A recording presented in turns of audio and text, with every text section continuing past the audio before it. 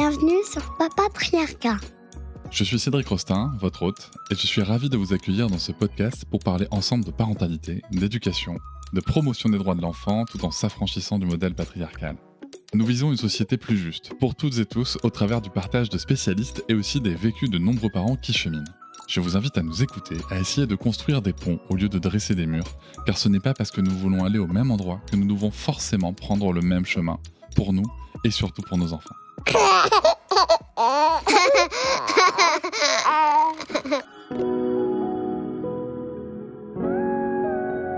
Et si on prenait enfin le temps, nous les hommes, les pères, de secouer les clichés, de remettre en question les rôles traditionnels au sein de nos foyers ? Parce que soyons honnêtes, malgré les discours et les bonnes intentions, la charge mentale et la répartition des tâches familiales restent largement déséquilibrées. Dans ce nouvel épisode de Papatriarcat, nous allons nous attaquer sans détour à ces sujets brûlants avec mes invités Guillaume Dodin et Stéphane Jourdain, journalistes et co-auteurs de la BD L'arnaque des nouveaux pères, qui va venir nous titiller un petit peu. Alors si vous ne les connaissez pas, sachez qu'après avoir démonté la charge contraceptive dans leur première BD Les Contraceptés, les voici qui reviennent creuser du côté des paternités et ça gratte un peu. Et justement, avec nous aussi, il y a Rémi Guilloton, qui est un père impliqué, créateur d'un média sur la paternité, Daron TV. Vous pouvez d'ailleurs vous demander, mais qu'est-ce qu'il fout là, Rémi ? La réponse, elle va pas tarder. Dans leur BD, Guillaume et Stéphane nous bombardent de chiffres impitoyables. Par exemple, 83% des rendez-vous médicaux pour les enfants sont encore pris par les mères sur Doctolib. Pourquoi cette inertie alors que les discours sur l'égalité abondent ? Guillaume et Stéphane décortiquent ces paradoxes et nous guident à travers les obstacles invisibles, mais bien réels, qui entravent la pleine implication des pères dans les tâches domestiques. Mais avant de sombrer dans un pessimisme total, nous parlons bien sûr aussi des solutions à travers des échanges d'idées. Alors Rémi, avec sa perspective de père engagé, il nous parle de ses expériences et de ses points de désaccord d'ailleurs avec les auteurs de la BD. Rémi, il se questionne beaucoup, lui, sur le titre et l'impact qu'il peut avoir, et nous explorons ensemble comment cette œuvre vise un public bien précis. Ni les pères exemplaires, ni les anciens pères absents, mais bien ceux qui cherchent à évoluer et qui par ailleurs peuvent se dire qu'ils ont déjà fait tout ce qu'il fallait. C'est une BD qui ne fait pas la morale, mais qui pousse à la réflexion et à l'action. Je vous partage aussi une répartition de mon cheminement personnel vers une répartition plus équitable des tâches ménagères et de mon apprentissage de la machine à laver par exemple, qui illustre alors avec humour et surtout honnêteté comment un simple geste peut symboliser un changement profond. Guillaume et Stéphane, ainsi que Rémi, évoquent les tensions et frustrations que ces transitions peuvent engendrer, mais aussi des solutions pour les surmonter. Nous ne pouvions pas ignorer l'impact des réseaux sociaux dans cette équation. Quelles images véhiculent-ils des nouveaux pères et quelles images véhiculent eux-mêmes ces nouveaux pères et comment influencent-ils la perception publique ? L'exemple de Vianney nous sert de point de départ pour discuter de la glorification des rôles paternels et des injustices médiatiques auxquelles les mères sont confrontées et les pères un peu parfois. Nous échangeons bien sûr sur les politiques publiques et sur les actions nécessaires pour amorcer un véritable changement. Est-ce qu'un congé paternité plus étendu changerait la donne ? Que se passe-t-il ailleurs, comme en Suède, et que pouvons-nous en apprendre ? Enfin, nous évoquons aussi le rôle traditionnel du père, élevé dans une masculinité loin de ses émotions, Stéphane nous parlera de parpaing, et des échanges que les auteurs ont eus avec leur propre père pour les besoins de la BD, un exercice pas vraiment évident. Cet échange est une véritable plongée dans les défis de la paternité moderne, une réflexion provocatrice et nuancée sur ce qui doit encore évoluer pour atteindre une véritable égalité. J'espère que notre conversation résonnera en vous autant qu'elle l'a fait pour moi. Restez avec nous, vous allez adorer cet épisode. N'hésitez pas à vous abonner au podcast, à laisser une note avec un max d'étoiles et commenter partout où c'est possible, comme sur Apple Podcast et Spotify, là-bas je peux même vous répondre. On se retrouve aussi sur les réseaux sociaux comme Instagram, Facebook, TikTok et LinkedIn.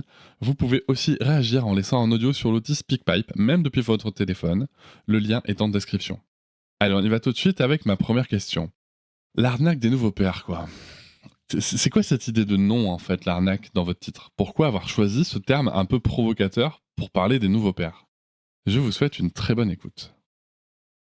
Alors déjà, on a failli avoir comme sous-titre « Bienvenue dans le papatriarcat ». On est passé pas très loin. Toi, on a essayé. Pas hyper fan, et puis c'était quand même problématique avec toi. Enfin bref, c'était pas... Ce podcast n'aurait peut-être pas eu lieu du coup. Ouais. Non, mais on t'aurait demandé évidemment. Enfin, ça se serait fait avec ton accord, mais moi je trouvais ça assez cool. L'arnaque, parce que les mecs et les pères se racontent une histoire. Enfin, en tout cas, c'était un peu le présupposé après avoir gratté un peu des témoignages et des stats sur ce sujet. C'est-à-dire que les mecs se voient plus beaux qu'ils ne le sont, au motif qu'ils changent plus de couches ou qu'ils donnent plus de biberons que leur propre père. On va faire des généralités. Et ils ont l'impression d'être arrivés à un monde égalitaire, alors qu'en fait, ils en sont très loin.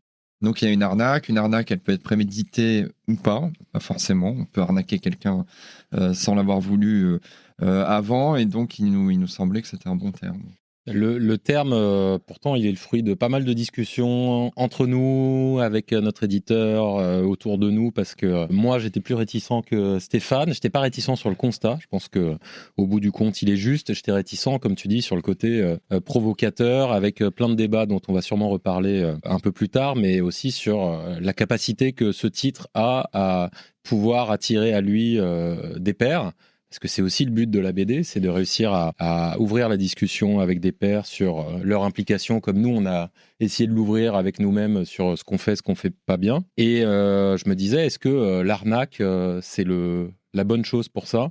Donc on a pas mal hésité, moi j'ai pas mal hésité, je me suis rappelé de l'exemple de notre précédente BD, Les Contraceptés, où on l'a lancé en se disant qu'on allait avoir des hordes de pères qui l'achèteraient, et puis en fait finalement c'était que des femmes beaucoup de femmes en tout cas, qui l'ont acheté à des hommes autour d'elles, et on s'est dit que si c'était moi je me suis dit, si c'est le moyen d'évangéliser, d'avoir des femmes en relais là-dedans, et on les remercie, peut-être que l'arnaque ça va leur parler, et sachant que comme l'a dit Stéphane, l'arnaque elle peut être dans plein de sens. C'est l'histoire qu'on se raconte à tort à soi-même, c'est l'histoire qui est racontée dans la presse parfois à tort sur l'implication phénoménale des pairs. Il peut y avoir plein de dimensions à cette arnaque.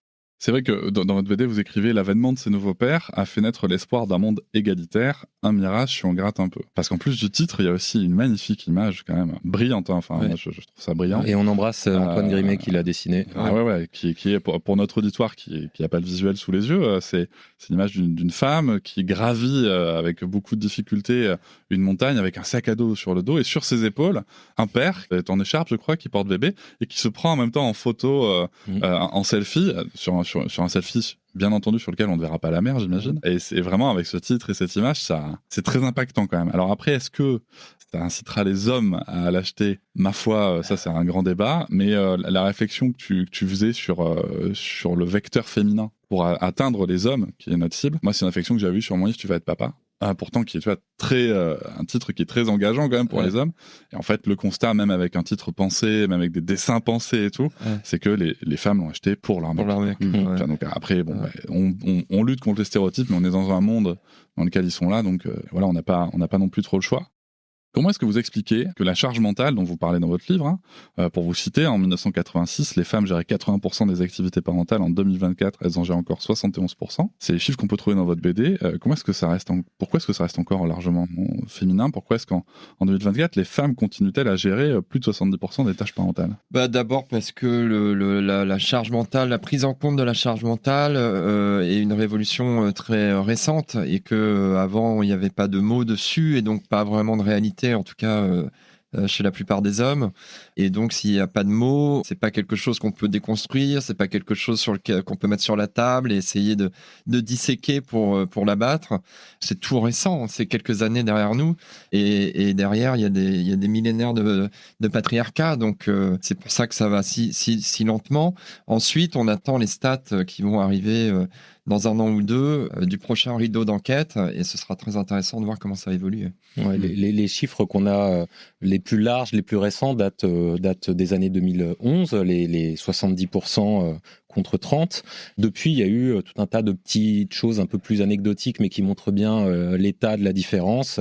L'exemple qui nous a quand même beaucoup marqué, c'est Doctolib qui l'a donné, avec les mères qui gèrent 83% des rendez-vous, de la prise de rendez-vous pour leurs enfants. C'est assez monstrueux. Moi, j'ai des bouffées d'angoisse à l'idée de penser, je ne sais pas dans quelle proportion, mais qu'il y a encore des mères qui font les valises, évidemment, pourquoi pas pour les enfants, mais aussi pour les pères quand ils partent en vacances. Ça me paraît assez dingue. Et moi, je pense que la charge mentale, en fait, c'est le truc le plus dur à remettre en cause. Avoir sa copine qui dit tiens, étends le linge, j'ai fait la lessive, c'est un peu relativement facile à faire. Par contre, penser à faire la lessive, penser à se dire qu'on va vider le panier de linge, penser à se dire tiens, on va partir en vacances, peut-être qu'il faudrait racheter un maillot de bain à l'enfant. Ça, c'est quand même un truc qui demande un peu plus de configuration mentale préalable. Et ça, je pense que ça met plus de temps à bouger. C'est vrai que par rapport, tu vois, aux représentations qu'on peut avoir, moi, tu sais, je fais des confs sur le sujet et souvent, tu vois, je mets des photos genre d'un père qui est en train de changer une couche. Donc tout le monde a la réaction est unanime quand je mets cette photo. Tout le monde fait, tu sais, t'as ce petit toujours. Et je leur dis c'est beau hein et tout, tu vois. Donc j'accentue le truc, c'est beau quand un père qui prend sa part et tout. Et moi, les questions que je pose, c'est ok, mais qui a acheté les couches? Qui a choisi l'alignement? Qui s'est tapé le fait de regarder? Je pense que c'est là-dessus, tu vois, qu'on doit vraiment. Mais je pense que cette step, tu vois, d'aller plus loin, enfin de changer des couches, on a compris. Globalement, hein, et bien sûr qu'on va trouver, mais ça, je pense qu'il y a un truc. Mais le fond du problème, quand tu parles, la logistique et tout, c'est important. Et il y a des, vous en parlez, vous prenez notamment dans la BD des exemples, et c'est ce qui va nous amener à parler de Rémi qui est parmi nous. En train de bouillir. Du coup, Rémi Guilloton de Zaron TV, qui dont un des épisodes avec Camille Combal est retranscrit dans la BD en partie. Ouais. Je vais juste raconter du coup pourquoi Rémi est là. Rémi a reçu votre BD. Donc moi j'avais déjà eu la possibilité de la lire en numérique avant pour préparer cette interview par ailleurs. Et il t'a mis un texto, mais quelle bande de connards, non, tu les connais presque. Les gars, on va pas se mentir, j'étais à ça de ce texto. Il m'a envoyé un texto avec des photos et il m'a dit mec, tu sais ce que c'est, tu vois, et tout. Ouais. Je sais plus exactement. Bon, déjà, j'ai commencé par putain, les gars, vous m'avez très mal dessiné. Déjà, Camille et on salue Charlie. Moi, pas ouf. Mais du coup, il me dit ça, et moi, je lui réponds lis le reste, parce que je connais Rémi aussi. Donc, je lui dis lis le reste, tu verras, machin et tout. Et donc, il dit le reste et tout. Il me dit, et le soir, il me dit putain, quel gros boulot. Bon, voilà. Il a bien compris que déjà tout avait changé dans le ton du message, etc. Et il me dit j'ai quand même 2-3 trucs à leur dire. Je dis bah écoute, ces fils de lâche, je les reçois le 20. Donc je lui dis mec, il faut que je passe. Vous allez rencontrer, tu vois, parce que c'est intéressant. Non, forcément le premier truc, les gars, et je suis désolé de revenir sur ce sujet qu'on a abordé en premier, mais c'est le titre moi qui m'a interpellé en fait, pas choqué, mais qui m'a interpellé. Je me dis pourquoi ce titre? L'illustration en effet extraordinaire. Not all dad quoi. Not all dad. Ouais. Non voilà, ouais, c'est ça. Non mais exactement. Mais oui. Et je me suis dit mais en fait tu t'adresses, et on va être très clair, tu t'adresses à qui en faisant ça? Ma première réflexion c'est de me dire en fait en faisant un bouquin comme ça, avant de le lire les gars, attention hein, les choses soient claires. Je l'ai lu dans la night. Je me suis couché, j'ai fait ok, gros taf. Mais je reviens sur la couverture et je me suis dit pourquoi ce titre? Parce qu'en fait je me suis dit le truc je le vois en rayon et je me dis en fait vous vous adressez à qui? Je pense à mes potes comme vos potes, qui tentent au mieux, attention, et pour beaucoup ils font le taf, mais qui tentent au mieux, passant par des délicatesses, de faire le job, qui pour eux font vraiment le boulot, c'est-à-dire charge mentale vraiment en 50-50, et je parle d'une vraie charge mentale, on parle de ça, c'est-à-dire les rendez-vous chez le médecin, les SAP, les courses, les machins, enfin toute cette tanasse, les activités et j'en passe. Et je me suis dit, ces mecs vont le prendre comment? En se disant, les mecs, on sait que c'est compliqué, les chiffres le prouvent parce que vous avez fait un taf, mais titanesque, et je m'en suis rendu compte à la fin. Donc bien sûr les chiffres le prouvent, mais quand tu fais le job, quand tu as l'impression de faire le job et que tu vois ce titre, parce que c'est ta première impression, c'est une couve, et tu te dis putain les gars, pourquoi Après, si tu fais vraiment le job et si tu es vraiment exemplaire, etc., t'es pas vraiment un nouveau père. Alors le concept est un peu filandreux et pas forcément très clair, mais je veux dire, les anciens pères, les mecs qui sont que dans l'autorité, qui s'occupent de rien, qui s'en foutent de leurs gamins et tout, ne sont pas dans le livre. On n'a pas parlé d'eux, ils sont pas dedans. Les mecs qui sont parfaitement exemplaires et qui sont à 50-50, etc., voire qui en font plus, ne sont pas vraiment dedans non plus parce qu'ils sont pas vraiment dans le concept de nouveau père. Mais ça veut dire que en écrivant ce bouquin, qui encore une fois, je vais le répéter plusieurs fois parce qu'il faut dire les choses, c'est énorme ce que vous avez fait. Merci. Je me dis juste qui, et j'espère que ça va marcher, hein, mais qui va l'acheter? Je te donne un exemple. Je suis une nana et je me rends compte qu'à la maison, en effet, on est clairement sur une arnaque. C'est-à-dire que mon gars, lui, c'est ce gars qui fait des photos. Et je me rends bien compte qu'en fait, il en fout pas une. On est ce qu'on appelle en charge mentale à 80-20, 70-30, tu vois. Donc je vais l'acheter. Camille Combal. C'est pour ça que j'embrasse, frérot. Mais on l'embrasse. Donc je suis sa nana, je l'achète pour lui dire, tu vois, voilà, ça c'est toi. Tu te prends en photo, tu as l'impression de faire le taf, regarde ces chiffres et regarde ce qu'ont fait ces mecs. Donc la cliente potentielle, c'est une nana qui se rend compte qu'en effet à la maison ça fait pas le job. Mais moi en tant que père qui fait le boulot, et en tout cas j'ai l'impression, je me dis bon bah les gars. On fait plusieurs paris en le nommant comme ça. On fait le pari qu'il y a un certain nombre de couples hétéros qui sont assez mûrs pour avoir cette discussion avec la BD comme support. C'est-à-dire que j'imagine qu'aujourd'hui, là où on en est avec tous les témoignages de femmes qu'on a recueillis qui en ont marre, on sent que c'est en train de bouillir et que ça déborde, que la cocotte déborde et qu'elles en parlent à leur mec, que le débat il est déjà ouvert et que la BD va être un support de plus. Ouais. Le deuxième pari qu'on fait, et c'est un pari qui me rend quelque part un peu triste, c'est que le fait qu'on soit des mecs qui écrivent cette BD peut rendre le discours plus entendable pour d'autres mecs. Je l'ai lu encore cette semaine, je sais plus où, dans une tribune dont j'ai oublié le nom et je m'en excuse, mais avec ce regret que les mecs... en fait, ce qu'on raconte dans la BD, c'est pas très révolutionnaire. C'est déjà dans un certain nombre de livres d'écrivaines féministes. Ce qu'on fait peut-être de différent, c'est qu'on essaie vraiment de faire un focus en prenant une focale du point de vue des pères, alors que jusque-là, c'était plutôt du point de vue des mères. Mais les stats, elles sont déjà connues. La différence, c'est que c'est des mecs qui écrivent cette BD, et donc on veut interpeller nos homologues pères en leur disant, regardez où on en est, regardez ce que disent les stats, les chiffres, regardez ce que disent les mères. Il y a cet écart qui se maintient. Ta réaction, qui est aussi la mienne face à tout ça, il y a une humoriste australienne géniale qui s'appelle Anna Gatsby qui a un concept qui s'appelle la ligne. Les hommes veulent sans cesse se positionner autour d'une ligne pour savoir s'ils sont du bon ou du mauvais côté. Moi, quand je lis cette arnaque des nouveaux pères, je me dis, est-ce que j'en fais partie ou pas ? C'est vraiment mon premier réflexe, un peu affolé, et j'essaie de me dire, non, je n'en suis pas. Mais en fait, c'est pas trop le sujet. Il y a un continuum de je fais tout à je fais rien. Et le but, c'est d'être, comme Stéphane le dit souvent, d'être le plus juste possible et de pouvoir se regarder dans une glace en se disant j'ai pris ma part et ma juste part. Et l'arnaque, c'est un truc qui va un peu provoquer pour dire on est encore trop loin du bon endroit sur la route de l'égalité, quoi. Après, le truc, ça m'est encore arrivé hier, t'étais pas là à France 24, oui, il y a une meuf, et ça nous est arrivé plusieurs fois, qui m'a dit mais putain, mais merci les gars, parce que en fait... Je le savais, je le sentais. Vous avez mis des chiffres sur un truc, sur cette putain d'arnaque et machin, et vous pouvez pas savoir le bien que vous m'avez fait. Mais franchement, j'étais ému aux larmes vu comment elle en parlait hier. Donc, c'est un titre qui est forcément simpliste, comme tous les titres, et on est deux journalistes, donc c'est un titre de journaliste, quoi. Mais moi, j'ai pas trop de doutes. Enfin, on aurait pu faire autre chose, hein, mais quand je vois les réactions des meufs qui disent putain, mais vous avez vraiment touché un truc, je me dis bon, c'est cool. A priori, on est pas à côté. Si je peux rebondir encore, le simplisme, j'ai l'impression, moi, tu vois, m'a questionné. Je me suis questionné sur l'arnaque, a questionné tout un tas d'autres mecs, dont toi, dont moi, voilà, je m'inclus là-dedans. Mais les réactions des femmes et des mères à cette BD sont beaucoup moins heurtées. Mais tu vois, ça pose. Mais bien sûr, les gars, pourquoi ? Question. Parce que vous mettez en effet ces chiffres qui sont criants de vérité, mais qui finalement mettent des mots et peut-être d'un autre côté rassurent cette fameuse nana que t'as croisée hier qui te dit merci, j'en étais sûr, je m'en doutais. Mais maintenant, essaie de savoir, est-ce que le taf va permettre aux mecs de se dire waouh, c'est chaud les gars là. Là, à la fin, quand tu fermes ton bouquin. Moi, c'est ce qui s'est passé pour moi, même si, encore une fois, je suis concerné par la thématique, puisque j'ai un petit média, j'en parle depuis maintenant plus de 2 ans, on est vraiment là-dedans, machin, et on essaie de faire bouger les lignes. Moi-même, à la fin, en fermant la BD, j'ai fait « wow », les chiffres sont quand même... Et je les connais pourtant, tu vois, mais mis bout à bout comme ça jusqu'à la fin, je me suis dit « ok, c'est impressionnant ». Et j'aimerais que les mecs, finalement, c'est bien que les nanas se disent « ok, c'est... » Bravo pour le. Mais c'est des mecs qui doivent se dire, ok, il y a un truc à bouger. Ouais, mais alors, je pense qu'il faut aussi être franc là-dessus. C'est que si on commence à attendre après les mecs pour se bouger, si tu veux, on n'avance pas. On n'aurait pas de congé paternité qui a augmenté. Enfin, tu vois. D'ailleurs, dans un média, il y a pas longtemps, vous êtes intervenu en disant où sont les manifestations des pères, voilà. Au moment où on enregistre au mois de septembre, il y a en Grande-Bretagne des pères qui font des actions activistes pour le congé paternité, en mettant sur les statuts célèbres des bébés en échappe de portage sur des statuts de mecs.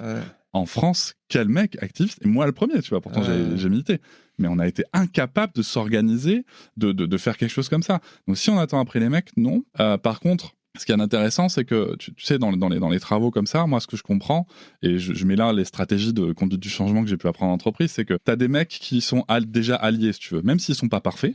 J'en fais partie, t'en fais partie, vous en faites partie aussi. Même si on est loin d'être parfait, on est déjà allié à la cause et ça va nous permettre, voilà, de creuser le sujet. C'est une très belle synthèse en effet de ce qui existait déjà. Plus quand même, on y reviendra, mais avec des choses que vous avez vraiment apportées, je trouve. Et pour les femmes en effet qui vont l'acheter, ça va aussi leur permettre peut-être de pointer du doigt déjà que en fait, elles sont pas folles. Sur le fait que c'est une réalité commune à tout un tas d'autres femmes, parce que tu as aussi des femmes, faut pas l'oublier, qui sont peut-être un peu isolées dans ces problématiques, qui se rendent pas compte, qui sont pas partie des groupes militants, parce qu'en fait elles ont pas le temps, parce qu'elles sont justement surchargées par la charge mentale. Et du coup, ça va aussi leur permettre pas forcément dans le conflit, mais d'argumenter avec leur mec sur le sujet. Moi, c'est comme ça que je le vois aussi, tu vois. Moi, j'ai le recul des 2 ans de mon bouquin pour les pères. Il y a des femmes qui l'ont lu à la place du père, mais du coup, ça leur a donné des clés pour amener le père à le lire et pour amener les sujets, tu vois. Donc, en fait, c'est tellement complexe qu'il faut y aller, quoi. Et du coup, le titre L'arnaque, il picote. Il picote. Il gratte. Il gratte. Il gratte. Mais c'est le but, Mais à un moment, faut bien y aller, quoi. Dans vos échanges, justement, puisqu'on parle des freins et des résistances qu'on peut avoir, vous, dans vos échanges avec des pères modernes, quelle résistance ou frein vous avez identifié pour empêcher cette égalité? Alors moi, j'aime pas trop le terme égalité, je préfère parité plutôt, parce que l'égalité, c'est fluctuant dans la relation quand même. Même la charge mentale, c'est fluctuant. Qu'est-ce qui les empêche d'aller vers cette parité? Quels obstacles sociétaux, culturels et personnels empêchent les hommes de s'investir davantage? C'est là où on a essayé de faire avec cette BD, donc on a fait un titre qui était un peu punchy, mais on a essayé de faire une BD qui était nuancée. D'ailleurs, nous-mêmes, on est parti très très fort dans le bille en tête sur tout ceci est la faute des pères qui ne s'investissent pas, et au bout de l'enquête, on se rend compte que c'est beaucoup plus compliqué. Donc il y a une question évidemment de capacité des pères à se regarder dans un miroir et à être honnête par rapport à leur action. Il y a eu la facilité offerte par le patriarcat que d'attendre que ça soit fait, et de se dire que si on ne fait pas soi-même les choses, elles seront faites par ailleurs par la mère des enfants ou par une femme de ménage racisée ou par quelqu'un d'autre. Il y a toute cette dimension-là, et puis il y a toute la dimension plus structurelle, et donc on en parle dans la BD, le congé paternité, l'organisation du travail, les schémas sociétaux traditionnels qui font que l'école, les institutions vont se référer d'abord aux mères pour lorsqu'il s'agit des enfants, et peut-être de bonne foi, parce que c'est souvent elles qui vont répondre d'abord. Il y a tout un tas de choses comme ça qui font que ça peut évoluer et qui expliquent un peu là où on en est, je pense. Oui, et après, il y a des barrières vraiment très tangibles. Le fait que le congé pater soit différent pour les hommes et les femmes, ça, c'est une barrière très claire. L'entreprise qui s'est pas beaucoup adaptée au changement de nos vies et du partage des tâches, etc. qu'on veut avoir. Et puis, il y a des barrières qui sont plus compliquées pour moi à atteindre. On n'est pas forcément complètement d'accord là-dessus, mais sur la relation à l'enfant, s'ouvrir à une autre forme de relation que l'autorité paternelle, etc. Laisser la porte ouverte à ses fragilités avec un gamin, lui montrer comment on peut être sensible dans ce monde, etc. Non, mais c'est important ce que tu dis, parce qu'il y a aujourd'hui dans la société et dans les grands médias, y compris chez France Inter, du coup, beaucoup de messages qui sont véhiculés, on peut la citer, par une personne comme Caroline Goldman, par exemple, qui écrit dans son livre « File dans ta chambre » que le rôle du père, et la citation vraiment mot pour mot, c'est d'incarner la loi et d'intimider l'enfant. Intimider, c'est remplir quelqu'un de peur. Hein. Donc il y a aussi ça, tu vois. C'est écrit noir sur blanc. Noir sur blanc, page 91. La précision de ce gars. C'est quelle ligne, Cédric, s'il te plaît? Ça, je saurais pas te dire, mais c'est. Ouais. Et elle tient le même discours sur l'antenne de France Inter. Ouais, je sais bien. Donc, chez France Inter et Radio France, en général, tu parlais de congé paternité. J'ai eu la chance d'en parler avec un mec qui bosse là-bas il y a quelques mois. Vous avez, je crois, plus de 50 jours. Ouais, 55 jours. Ouais. 55 jours de passer à ça, en congé pat. Et forcément, je dis, mais mec, c'est extraordinaire. Ouais. Et donc, ça y est, c'est bon, tout le monde le prend. Il m'a dit, gars, personne ne le prend. Ah oui, c'est vrai. Ah oui. Pourquoi ? Parce que t'as beaucoup d'intermittents, de permittents, de machins qui ont peur pour leur job, pour machin. Franchement, c'est noté, c'est inscrit dans la boîte. Mais c'est très, très compliqué à mettre en place. J'ai eu un petit ascenseur émotionnel. Je lui ai fait, ok, super. Enfin, une boîte qui s'engage. Et là, il me dit, non, en fait, c'est très compliqué à mettre en place. Bon, voilà. Ça pose la question du caractère obligatoire du congé paternité. C'est-à-dire que le meilleur moyen de faciliter la tâche au père en la matière, c'est de l'allonger, évidemment, et de le rendre en partie, parce qu'il l'est déjà, je crois, pour 11 jours ou 7 jours, je sais plus bien. Il est déjà obligatoire pour une petite partie, mais d'allonger cette période-là, parce que on a le sentiment, au vu des études qu'on a lues, au vu du voyage qu'on a fait en Suède aussi, que le changement radical pourrait intervenir avec un congé paternité où le père passe une période seul à seul avec l'enfant. C'est bien, vous anticipez ma question suivante. Donc c'est parfait. Alors en effet, à ce moment, le congé paternité, c'est 28 jours en France et 7 obligatoires. 7. Vous avez d'ailleurs interviewé Adrien Taquet. J'ai bien aimé la petite fin d'ailleurs. que je salue Adrien dans cette BD. Et du coup, je trouve aussi que le terme d'arnaque, là, est particulièrement pertinent. Comme vous le disiez dans votre première réponse, c'est que l'arnaque, elle est à différents niveaux. Il y a aussi une arnaque politique, d'avoir vendu cet allongement l'allongement du congé paternité à 1 mois avec les éléments de com du gouvernement en mode on a doublé le congé paternité, ce qui est mathématiquement vrai, il n'y a pas de débat. Et ça va tout changer. Par contre, non, ça va pas tout changer. C'est totalement faux. Ça, et d'ailleurs, même Adrien Taquet, dans votre BD, en tout cas, semble le reconnaître, de dire ça avance trop lentement, etc. La question que j'allais vous poser, c'était les lois évoluant lentement, quelle serait votre mesure prioritaire? Donc je pense comprendre que c'est le congé paternité. Ouais, équivalent, ça c'est sûr. Et je pense que franchement, c'est une proposition qu'on n'entendait pas il y a quelques années. Enfin, personne ne l'a portée. C'était pas dans les programmes en France. Enfin, et là, elle commence, bien avant la BD, on n'a rien à voir avec ça, mais elle commence à émerger dans le débat public. Et on trouve des mecs pour commencer à la porter. Et je pense que c'est vraiment le dénominateur commun qu'il peut y avoir à toutes les luttes et à toute cette prise de conscience masculine, féministe, entre guillemets, autour de ces questions, quoi. Il y a d'ailleurs une députée, Sarah Legrain, juste avant la dissolution qu'on a connue en juin 2024, qui avait finalisé son projet de loi pour un congé paternité de même durée que celui des pères, des mères, pardon. Moi, la proposition que je soutiens, encore une fois, c'est une femme qui a fait le taf. Parce que même sur le congé paternité, il ne faut pas se mentir, ce sont quand même les femmes et les assos féministes qui ont fait le taf avant les mecs. Et il y a ce livre de Violaine Dutrot, Maternité, Paternité, Parité, qui est vraiment hyper intéressant à lire, que j'ai reçu dans le podcast. Et sa proposition, elle se résume sur 4 points. Alors, elle est beaucoup plus complexe que le résumé que je vais en faire, mais il y a 4 points majeurs. C'est durée égale. Alors attention, durée égale, donc 16 semaines, mais pas forcément disposition égale. Les mecs, on n'a pas besoin de s'arrêter 6 semaines avant. Voilà. Mais durée égale, 8 semaines consécutives, pas forcément à la naissance, mais à un moment, il faut qu'il y ait 8 semaines consécutives, obligatoires, correctement rémunérées, puisque ça aussi, on voit notamment avec le travail d'Alix Ponton, qui est aussi dans votre BD, on voit bien que ce soit dans les franges les plus populaires ou les plus aisées, la rémunération est un vrai frein à la prise de ce congé paternité. Et aussi, 2 semaines obligatoires, minimum, à la reprise du travail de la mère, le cas échéant, pour mettre le père en autonomie. Et c'est ambitieux, mais je pense que c'est le minimum en fait par rapport à ce que vous avez vu dans des pays comme la Suède, c'est quand même le minimum. Et ça, c'est une proposition qui est très factuelle, tu vois. Très, très concrète, et c'est intéressant. C'est voilà, les 2 semaines d'autonomie, ça peut être 2 semaines, ça peut être plus. Je ne sais pas comment il faut que ça se passe, mais ce qu'on a lu nous et qui nous a vraiment marqué, c'est que ces 2 semaines, elles apportaient 2 choses. Ça apporte des compétences parentales au père qui se retrouve seul avec l'enfant, qui découvre des choses, qui découvre comment gérer son enfant et qui devient un peu en mesure, comme la mère l'a fait pendant le temps où elle était seule avec l'enfant, de gérer tout seul. Et ça, c'est essentiel. Et puis, et là, on fait coucou au père, c'est aussi affectif. C'est un moment où l'enfant va avoir un référent principal pendant cette période-là, son père, lorsqu'il est dans un couple hétéro avec un papa et une maman.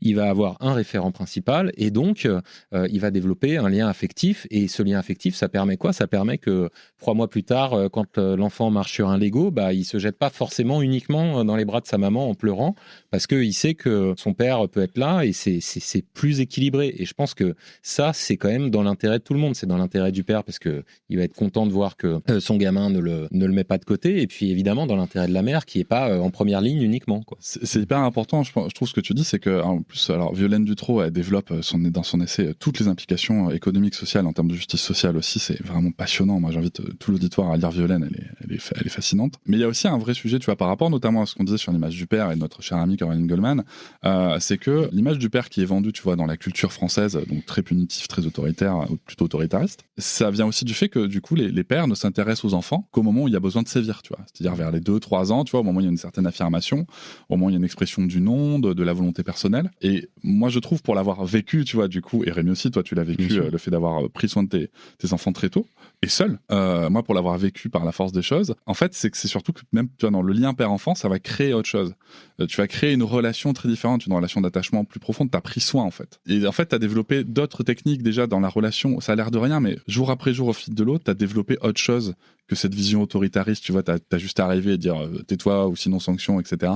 C'est vraiment très différent, et je pense que là-dessus il y a un vrai sujet aussi, tu vois, dans la relation à l'enfant, qui doit être porté par ça, quoi. C'est pas, tu vois, c'est pas juste économique, social et tout, tu vois, sur l'inégalité. Il y a un vrai sujet de relation à l'enfant. Qu'est-ce que vous en pensez de ça? Vous, en tant que père. Moi, je suis complètement d'accord. C'est essentiel. C'est ce que tu dis. C'est que je crois que tu diras ce que t'en penses, Stéphane, mais je crois pas qu'on se reconnaisse dans le fait que le rôle du père soit celui d'intimider.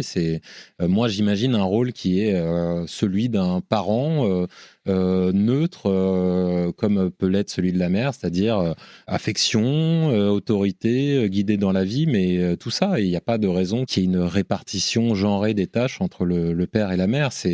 Il me semble que ça ne peut être que préjudiciable pour les deux, même si on en a parlé pas mal avec Tissou Lecoq. Elle explique qu'il y a une logique dans la parentalité à la spécialisation, parce que c'est plus efficace, et donc l'un peut se spécialiser dans telle tâche et l'autre dans l'autre, parce que chacun va acquérir des compétences, etc. Mais il peut y avoir aussi une logique face à cette mécanique à ce que chacun soit en mesure de tout gérer, à être en mesure d'affronter toutes les situations, parce que sinon on se retrouve avec des situations où on est obligé de déléguer à l'autre parce que nous, on ne sait pas faire. Mais ce qui est intéressant dans ta question, après on n'est pas forcément d'accord là-dessus avec Guillaume, c'est que je pense qu'il est possible d'être dans un foyer où tu fais 50-50 sur tout, la préparation de la valise, etc., quitte à ce qu'il y ait une spécialisation, et en restant un espèce de père à l'ancienne dans la relation avec ton gamin, quoi. En restant...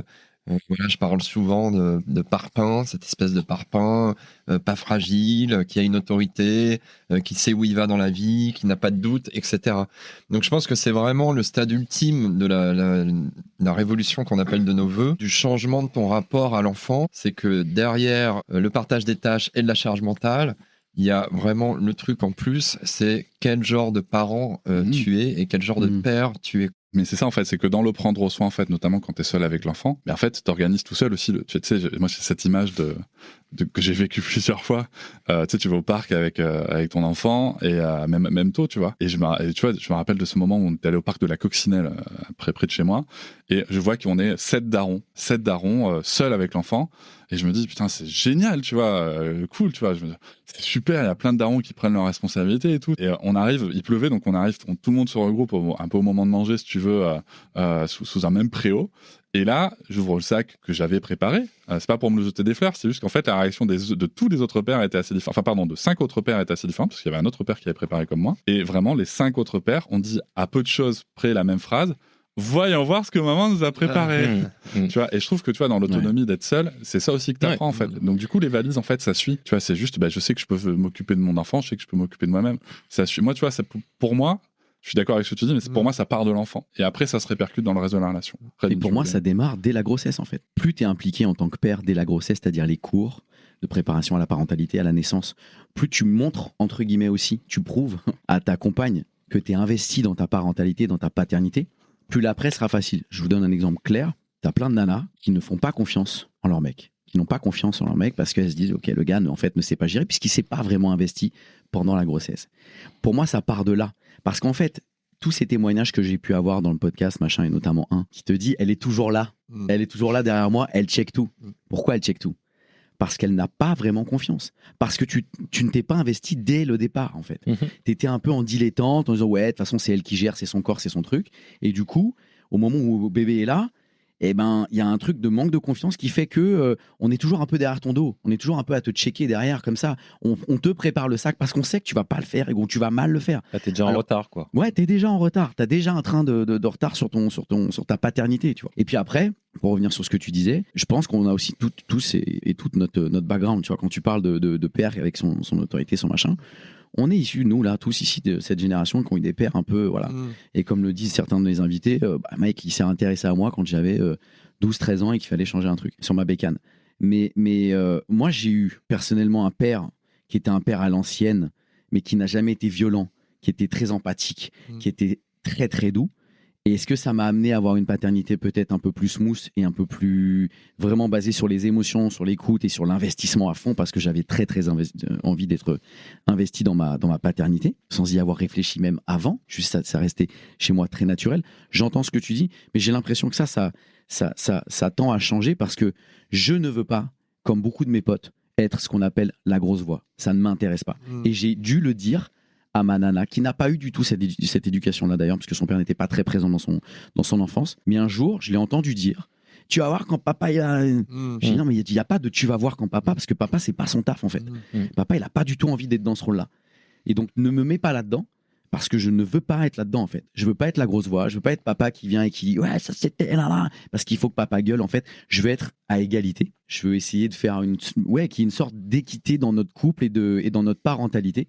Et je ne veux pas être l'autorité, la grosse voix. Papa, il a pas de sentiments. Papa, il pleure pas. Papa, c'est un dur à cuire. C'est pas ma life.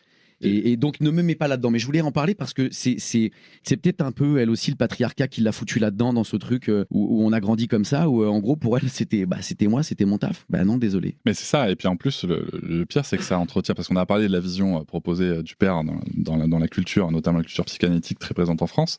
Du coup, elle nourrit aussi la vision de la mère, c'est-à-dire totalement dans l'émotion, incapable de la moindre autorité, totalement soumise à son empathie envers les enfants. Non, les darons sont tout autant capables de faire preuve d'autorité. Après, est-ce qu'il faut, sur certains messages, en effet, faire une équipe et amener le message en disant, écoute, là, on a un sujet avec notre enfant, il faut qu'on ait le même discours, la même cohérence. Ça, oui, tu vois. Mais en effet, jouer sur ce côté, tu vois, quand ton père sera là, c'est compliqué, ouais.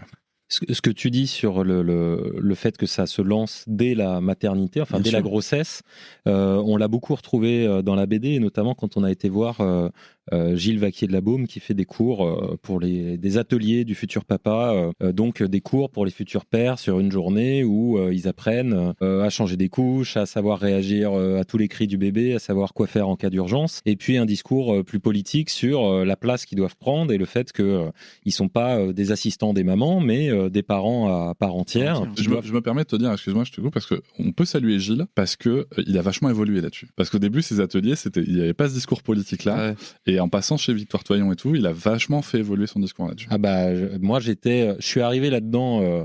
D'ailleurs, je l'ai déjà dit, mais je veux dire, je suis arrivé là-dedans en me disant que j'allais aller voir un truc un peu pour extorquer des sous à des jeunes papas en galère. Et en fait, j'ai trouvé ça vachement intelligent, politique et vachement bien. Et là où ça me fait penser à ce que tu dis, c'est que j'ai parlé un peu au père qui était là. C'est juste l'exemple d'un atelier, mais ils me disaient pour certains qu'ils étaient là parce que en fait, leur copine était en pleine grossesse et qu'ils se sentaient largués. C'est-à-dire qu'ils voyaient que leur copine commençait à développer des compétences, à lire des choses, à apprendre des trucs, à savoir gérer avant même que le bébé soit là. Et eux, ils étaient là un peu, ils étaient en retard, quoi. Donc ils se disaient, pour certains, je vais faire ça comme ça, je vais être aussi au niveau. Il y en a qui étaient envoyés évidemment par leur copine, et je crois que Gilles m'a dit que c'était quand même l'un des principaux ressorts de présence à ces ateliers. Mais il y a vraiment ce truc-là en fait, ça commence presque dès le premier jour. Dès qu'il y a une grossesse qui est en cours, les questions peuvent commencer à se poser. Il faut essayer d'être au niveau, quoi. Et avant que ce genre de bouquin sorte comme le tien, tu vas être papa, et comme tant d'autres, moi sur la première grossesse pour ma fille, ma grande Mila qui a 12 ans, je me souviens lire, tu vois, les bouquins. En fait, je voulais pas. J'avais vraiment cette conscience-là de me dire, je veux pas être largué, en fait. Je veux savoir ce qui se passe. On va avoir un enfant, on va être parents. Et j'ai encore du mal à me dire que on est en train de parler de sujets où à chaque fois le prisme part. Enfin, ça part de la mère, quoi. C'est la mère qui pousse à. Tu vois. Il y a d'ailleurs dans la BD sur ce passage de l'atelier futur papa, moi une vignette qui m'a marqué. Ce moment où on voit le portable, le message d'un papa qui est en train de dire visiblement, moi de ce que j'ai compris, qui est en train de dire à sa compagne qui doit être enceinte sûrement, tiens, j'ai appris ça, machin, et qui lui répond, je suis pas tout à fait d'accord, on en reparle quand tu rentres. Tu vois, c'était vraiment super amusant parce que je furetais et il doit m'en vouloir aujourd'hui s'il a lu la BD, mais j'avais un œil un peu au-dessus de l'épaule de tout le monde, je regardais ce qui se passait, quoi, et je voyais que lui il débriefait tout à sa nana, c'était dans l'échange, je pense, genre voilà, j'apprends ça, je te le raconte. Mais là-dessus, il y avait la position un peu d'autorité dans la réponse de la nana qui... La validation, quoi. Voilà. Alors, j'ai pas exploré plus. Est-ce qu'ils étaient dans une situation à deux où, en fait, la nana, ça faisait 5 mois qu'elle avait tout lu et qu'elle l'a envoyé à l'atelier en lui disant, là, maintenant, mets-toi au boulot, et que lui, du coup, il venait un peu en mode, maintenant, on va faire comme ça. Et il lui disait, mec, c'est pas parce que tu passes 1 heure avec Gilles Vaquier de la Baume que tu vas tout m'apprendre. Est-ce que c'était un ressort de couple différent? Je sais pas, mais c'était assez amusant, quoi. Mais tu pointes du doigt un truc où tu viens de dire, c'est pas parce que tu passes 1 heure avec, comment il s'appelle? Gilles, pardon. Que tu vas tout m'apprendre. Ton mec ne veut rien t'apprendre. Il veut apprendre, lui, en fait, ce qui se passe. Il veut en apprendre un peu plus sur sa paternité et sur comment gérer un bébé. Parce qu'on va pas se mentir, moi, avant d'avoir ma fille, j'ai eu un bébé dans mes bras, peut-être, mais je parle d'un nourrisson, un tout petit bébé. Je sais pas, 2 fois dans ma life. Il fallait aussi me rassurer. J'avais aucun doute sur l'amour, sur tout ça, mais en matière de savoir-faire, quoi. Bah ouais. C'est-à-dire que tout ce qu'on n'a pas eu, la grand-mère qui se tourne vers nous pour nous dire, voilà, comment on change une couche, enfin tous ces trucs qui se mesurent pas. À la fin de la course, c'est quand même un énorme déficit, quoi. Et tu te retrouves vraiment dans une situation où, bon bah, je vais tout apprendre en fait dans les premières semaines. Et pareil avec le personnel de santé, même à la naissance, hein. Enfin très clairement. Oui, il se tourne vers la mère. Oui. Moi, tu vois, j'ai le souvenir de ma compagne qui avait subi une césarienne non prévue, qui pouvait pas se lever. Et au moment du premier bain, alors, je sais plus si c'est une aide-soignante ou une sage-femme qui dit je vais vous montrer comment donner le bain. C'est comment dire, moi je parle avec beaucoup de pères qui me disent j'ai pas osé, ou c'était peut-être plus facile les gars, on va pas se mentir, mais moi tu vois j'ai osé dire non mais en fait vous allez me montrer à moi, et voilà, et j'ai pu acquérir la compétence parce que ma compagne n'avait non plus elle jamais donné de bain à un bébé de sa vie. Donc, mais voilà, tu vois. Ouais. Donc j'étais le premier à avoir la compétence, tu vois. Et c'était super. Mais en effet, si t'es pas dans cette démarche-là, le système aussi, tu vois, qu'il y a autour, parce qu'on peut tacler les pères, on peut questionner les mères, mais il y a aussi le système dans lequel on vit, tu vois, et que vous interrogez dans la BD. C'est ça aussi, tu vois. C'est comment est-ce qu'on peut faire pour lutter là-dessus. Il y a des solutions individuelles, il y a des solutions collectives, mais en effet, faut aller chercher ça, tu vois. Et par contre, Rémi, il y a un truc, tu vois, quand tu dis ouais, le papa, il vient parce que il veut en apprendre plus. Moi, je mets quand même un bémol à ce propos-là. Pour avoir animé des conférences, des cercles de pairs et tout, il y a des mecs qui viennent parce qu'en fait, leur meuf leur a dit tu y vas. Et que quand tu les interroges, moi j'ai vraiment beaucoup de mecs qui m'ont dit mais en fait, je sais pas ce que je fais là, quoi. Non, mais je reviens pas forcément là-dessus. Je reviens sur la réflexion que lui a fait sa nana en lui disant tu vas pas m'apprendre. Ah oui, d'accord. Non, mais là, genre, c'est moi qui le pose en question. Je sais pas du tout quel était le ressort de ce couple, mais je me dis justement, parce que je pense un peu comme toi, Cédric, que c'est possible que des mecs soient un peu téléguidés là-bas. Bien sûr. J'avais pas le sentiment que c'était. Enfin, les mecs qui étaient là étaient franchement tous investis. J'ai aussi écouté, il n'y avait pas de blagues sexistes. Enfin, on n'était pas dans un boys club. C'était vraiment un truc, une dynamique positive, quoi. C'est possible que dans le ressort de ce couple, comme dans d'autres couples, il y ait le truc où la nana a pris de l'avance parce que le congé maternité fait que mécaniquement la mère va prendre de l'avance dans les compétences, dans la gestion de l'enfant, et après il faut voir comment ça se passe, quoi. Parlons un peu des réseaux sociaux.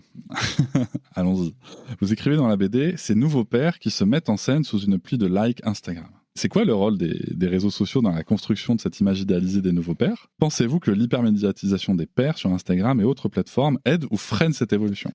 C'est une vraie question qu'on s'est posée, notamment avec l'exemple de Vianney, donc qui s'était mis un peu en scène dans la presse, en train de donner un biberon, préparer un biberon et donner un biberon à son gamin. Nous, on était un peu sceptiques sur le côté rétribution immédiate liée à un truc qui est hyper normal. Et puis Alix Sponton notamment et d'autres gens aussi nous ont dit mais attendez, on part de tellement loin, enfin là je vais caricaturer un peu sa position, mais on part de tellement loin qu'on a besoin d'être percuté par des images comme ça, des images de père avec un nourrisson et un biberon, parce qu'elles sont très rares en fait. C'est-à-dire que par défaut, si on était une IA et si on devait mettre en scène un parent qui donne le biberon, ce serait une femme. Parce que dans les archives, ce sont 95% des femmes. Donc je pense que ces images, elles sont absolument... Elles jouent un rôle positif. Après, elles ont leurs limites aussi parce qu'il y a une arrière-pensée derrière, et on l'a vu avec l'exemple de Vianney, où le journal qui a publié la photo a écrit, je sais plus quoi, il donne un coup de main. Il y a une sorte de papa modèle aussi, non ? Ouais, mais j'ai trouvé ça très dur, en vérité. En fait, je savais que non, c'est très dur. On est parti dans la BD en se disant Vianney, pas bien, voilà, il se met sur Instagram avec son biberon. En fait, l'histoire, elle est quand même plus complexe. Il fait des photos de lui avec son biberon avant un concert. Il les met sur Instagram, pluie de likes, bravo le papa, etc.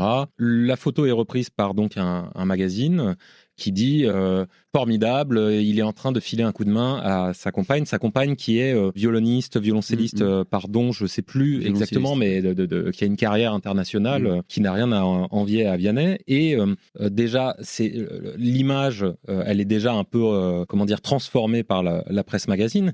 Et ensuite, Vianney, 1 an plus tard, je crois, a décidé de mettre sa carrière en pause, l'a annoncé publiquement, et donc a fait quelque chose qui me paraît plutôt dans une dynamique positive, avec toutes les réserves qu'on peut avoir sur le fait que c'est évidemment plus facile pour quelqu'un avec des revenus plus importants de le faire qu'avec quelqu'un qui est ouvrier et qui n'a pas cette chance-là. Mais c'est une image positive, et donc c'est pour ça qu'on l'a mise dans ce chapitre avec aussi Camille Combal, où on questionne cette image sur les réseaux sociaux et on se dit...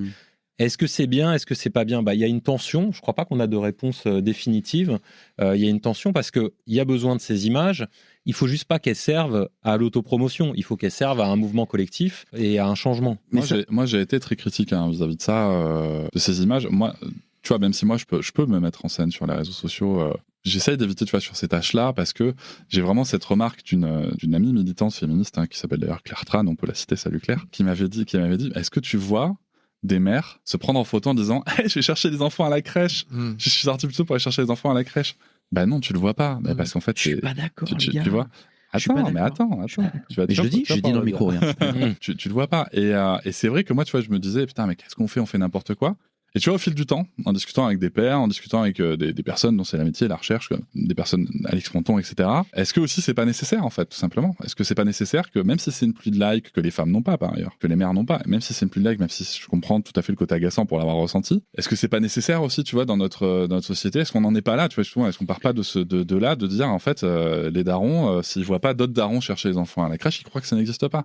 Et après, en effet, comme tu dis, il y a aussi des sujets, moi je trouve qu'il y a une dimension de classe sociale aussi qu'il faut pas oublier. J'ai cet exemple d'un père influenceur, tu vois, qui disait que c'était une vraie difficulté pour lui de quitter l'open space à 17h, machin. Difficulté que j'entends, mais ça reste une difficulté d'un cadre sup dans un grand groupe aussi, tu vois. Moi, mon voisin maçon, si tu veux, qui est dans une PME, qui fait des chantiers de 8 à 20, c'est pas la même sauce, tu vois. Et c'est là où le politique et le social doivent prendre la main, tu vois, parce que là, l'individuel ne suffit plus. On parle pas qu'aux pères blancs, riches, aisés, tu vois. Enfin voilà, il faut que ça concerne tous les pères. Et en même temps, tu vois, ces petites images, peut-être que ça peut aider, des pères à voir.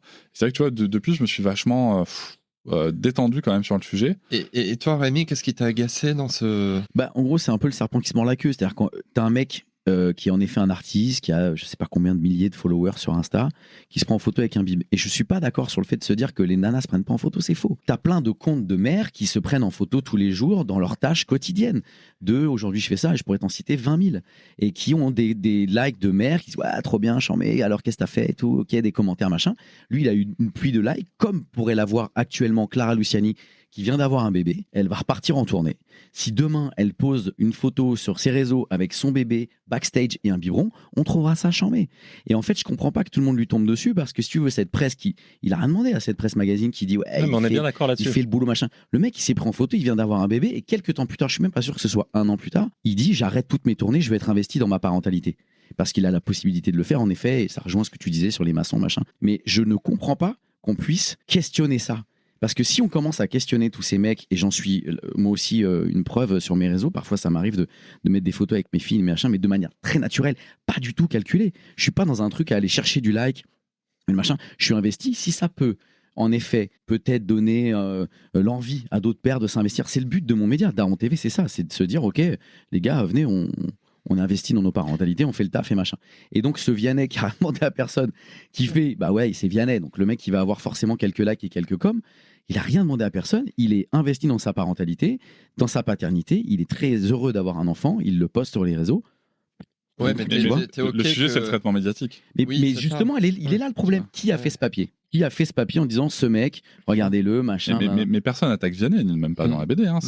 C'est le traitement médiatique. Personne n'attaque la personne de Vianney, tu vois. Oui, mais c'est là qu'on trouve que la figure, elle est plus. Voilà. C'est vraiment l'illustration même pour nous du fait que le sujet est complexe et que on pourrait imaginer que de base, c'est quelque chose qui vaudrait d'être traché, que simplement se mettre en scène, parce que ça serait l'illustration de l'arnaque, parce qu'en gros, il ferait un biberon, il le prendrait en photo, mais il ferait jamais rien par ailleurs. Mais on voit qu'il a continué manifestement son engagement et que la société lui envoie des bravos à travers une presse magazine pour le truc qu'il fait. C'est ça qu'on questionne. Et t'as aussi envie de questionner l'acte de Vianney lui-même, parce qu'on est tellement dans la recherche de médailles, nous, les pères et les hommes les hommes qui se disent féministes, etc., que je trouve ça quand même sain de questionner ça, cette volonté de médaille, pourquoi il y a ça, combien de temps ça va durer, est-ce qu'on va réussir à passer à autre chose. Je pense que ça fait quand même partie de la question. Je suis même pas sûr qu'il y ait une volonté de médaille, enfin, pour parler de lui. Je sais pas, j'ai l'impression.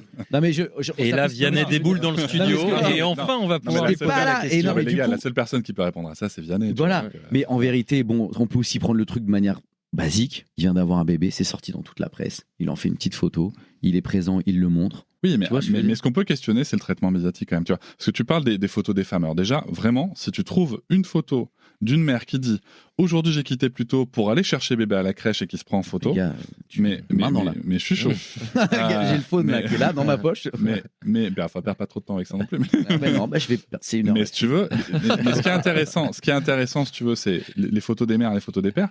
Ce qui est intéressant, il y a le traitement médiatique, mais il y a aussi le contenu des commentaires. Bien sûr. C'est que Vianney se prend en photo en train de donner un biberon, c'est mais bravo, mais quel homme exceptionnel et tout. C'est ça le contenu des commentaires. Ouais. Une femme se prend en photo en train de donner son biberon, déjà, c'est mais tu l'allaites pas? Oui, non, mais tu vois, ça, c'est pas la même sauce. Tu vois, il y a quand même un double standard qui est assez différent. Et ça va être, alors bien sûr, il va y avoir des c'est beau, des machins, Clara Luciani, c'est pas c'est beau, machin, mais tout le monde va trouver ça normal qu'elle prenne du temps avec son bébé. Mais ça, on est complètement pas exceptionnel. Et puis, tu vois le truc, c'est là le petit double standard quand même. Avec les mères, on va être sûr, j'ai un présupposé peut-être à tort, mais que quand elle va se prendre en photo en train de donner un biberon à son enfant ou de l'emmener à la crèche, c'est une activité qui est faite de manière extrêmement fréquente, alors qu'avec les pères, il y aura quand même cette question-là, et c'est la question qu'on pose dans la BD, de est-ce que c'est un acte exceptionnel qui est mis en scène, ou est-ce que c'est la réalité concrète? Si c'est un père qui a pris un congé parental et s'occupe pendant un temps, X semaines, X mois, seul de l'enfant, j'ai pas vraiment envie de lui reprocher, parce que justement, ça peut être un modèle, quelque chose, une figure positive. Si c'est le mec qui gère pour la première fois depuis 3 ans la réunion parents-prof ou la sortie scolaire, mais par contre, on a le droit à 37 stories pour raconter ce moment de grâce, ça me gêne un peu plus. Mais du coup, ça, tu peux pas le savoir. Ouais, mais tu vois, on ne peut pas. Il y a quand même les données sociologiques. Mais c'est pour ça que je reviens sur le bouquin, sur ce qu'on disait au début. Choqué par le titre, et finalement, à la fin, quand j'ai refermé la BD, je me suis dit bon, les gars, je le savais. C'est comme le partage des tâches. Là, on donne des stats sur 70-30 et tout, mais en fait, ça, c'est du déclaratif. C'est-à-dire que c'est du ressenti du père et de la mère. T'as pas une caméra qui filme et qui derrière fait un rapport avec des chiffres, et à la fin tu sais exactement, si tu mets à plat toutes les actions qu'on prend dans une journée en lien avec un gamin, quelle est la répartition. Moi je rêverais de connaître ce chiffre. Et dans Daron TV, Camille Combal, si tu écoutes le début du podcast, il est à 60-40. Si tu l'écoutes jusqu'à la fin, il dit lui-même 80-20. Et peut-être que c'est 85-15. Mais Rémi, en plus, dans le spectacle Love Story dont tu fais la première partie, la chauffe, ce qu'on veut, on peut appeler ça comme on veut, tu vas chercher ce chiffre. Ouais. Je t'ai vu le faire.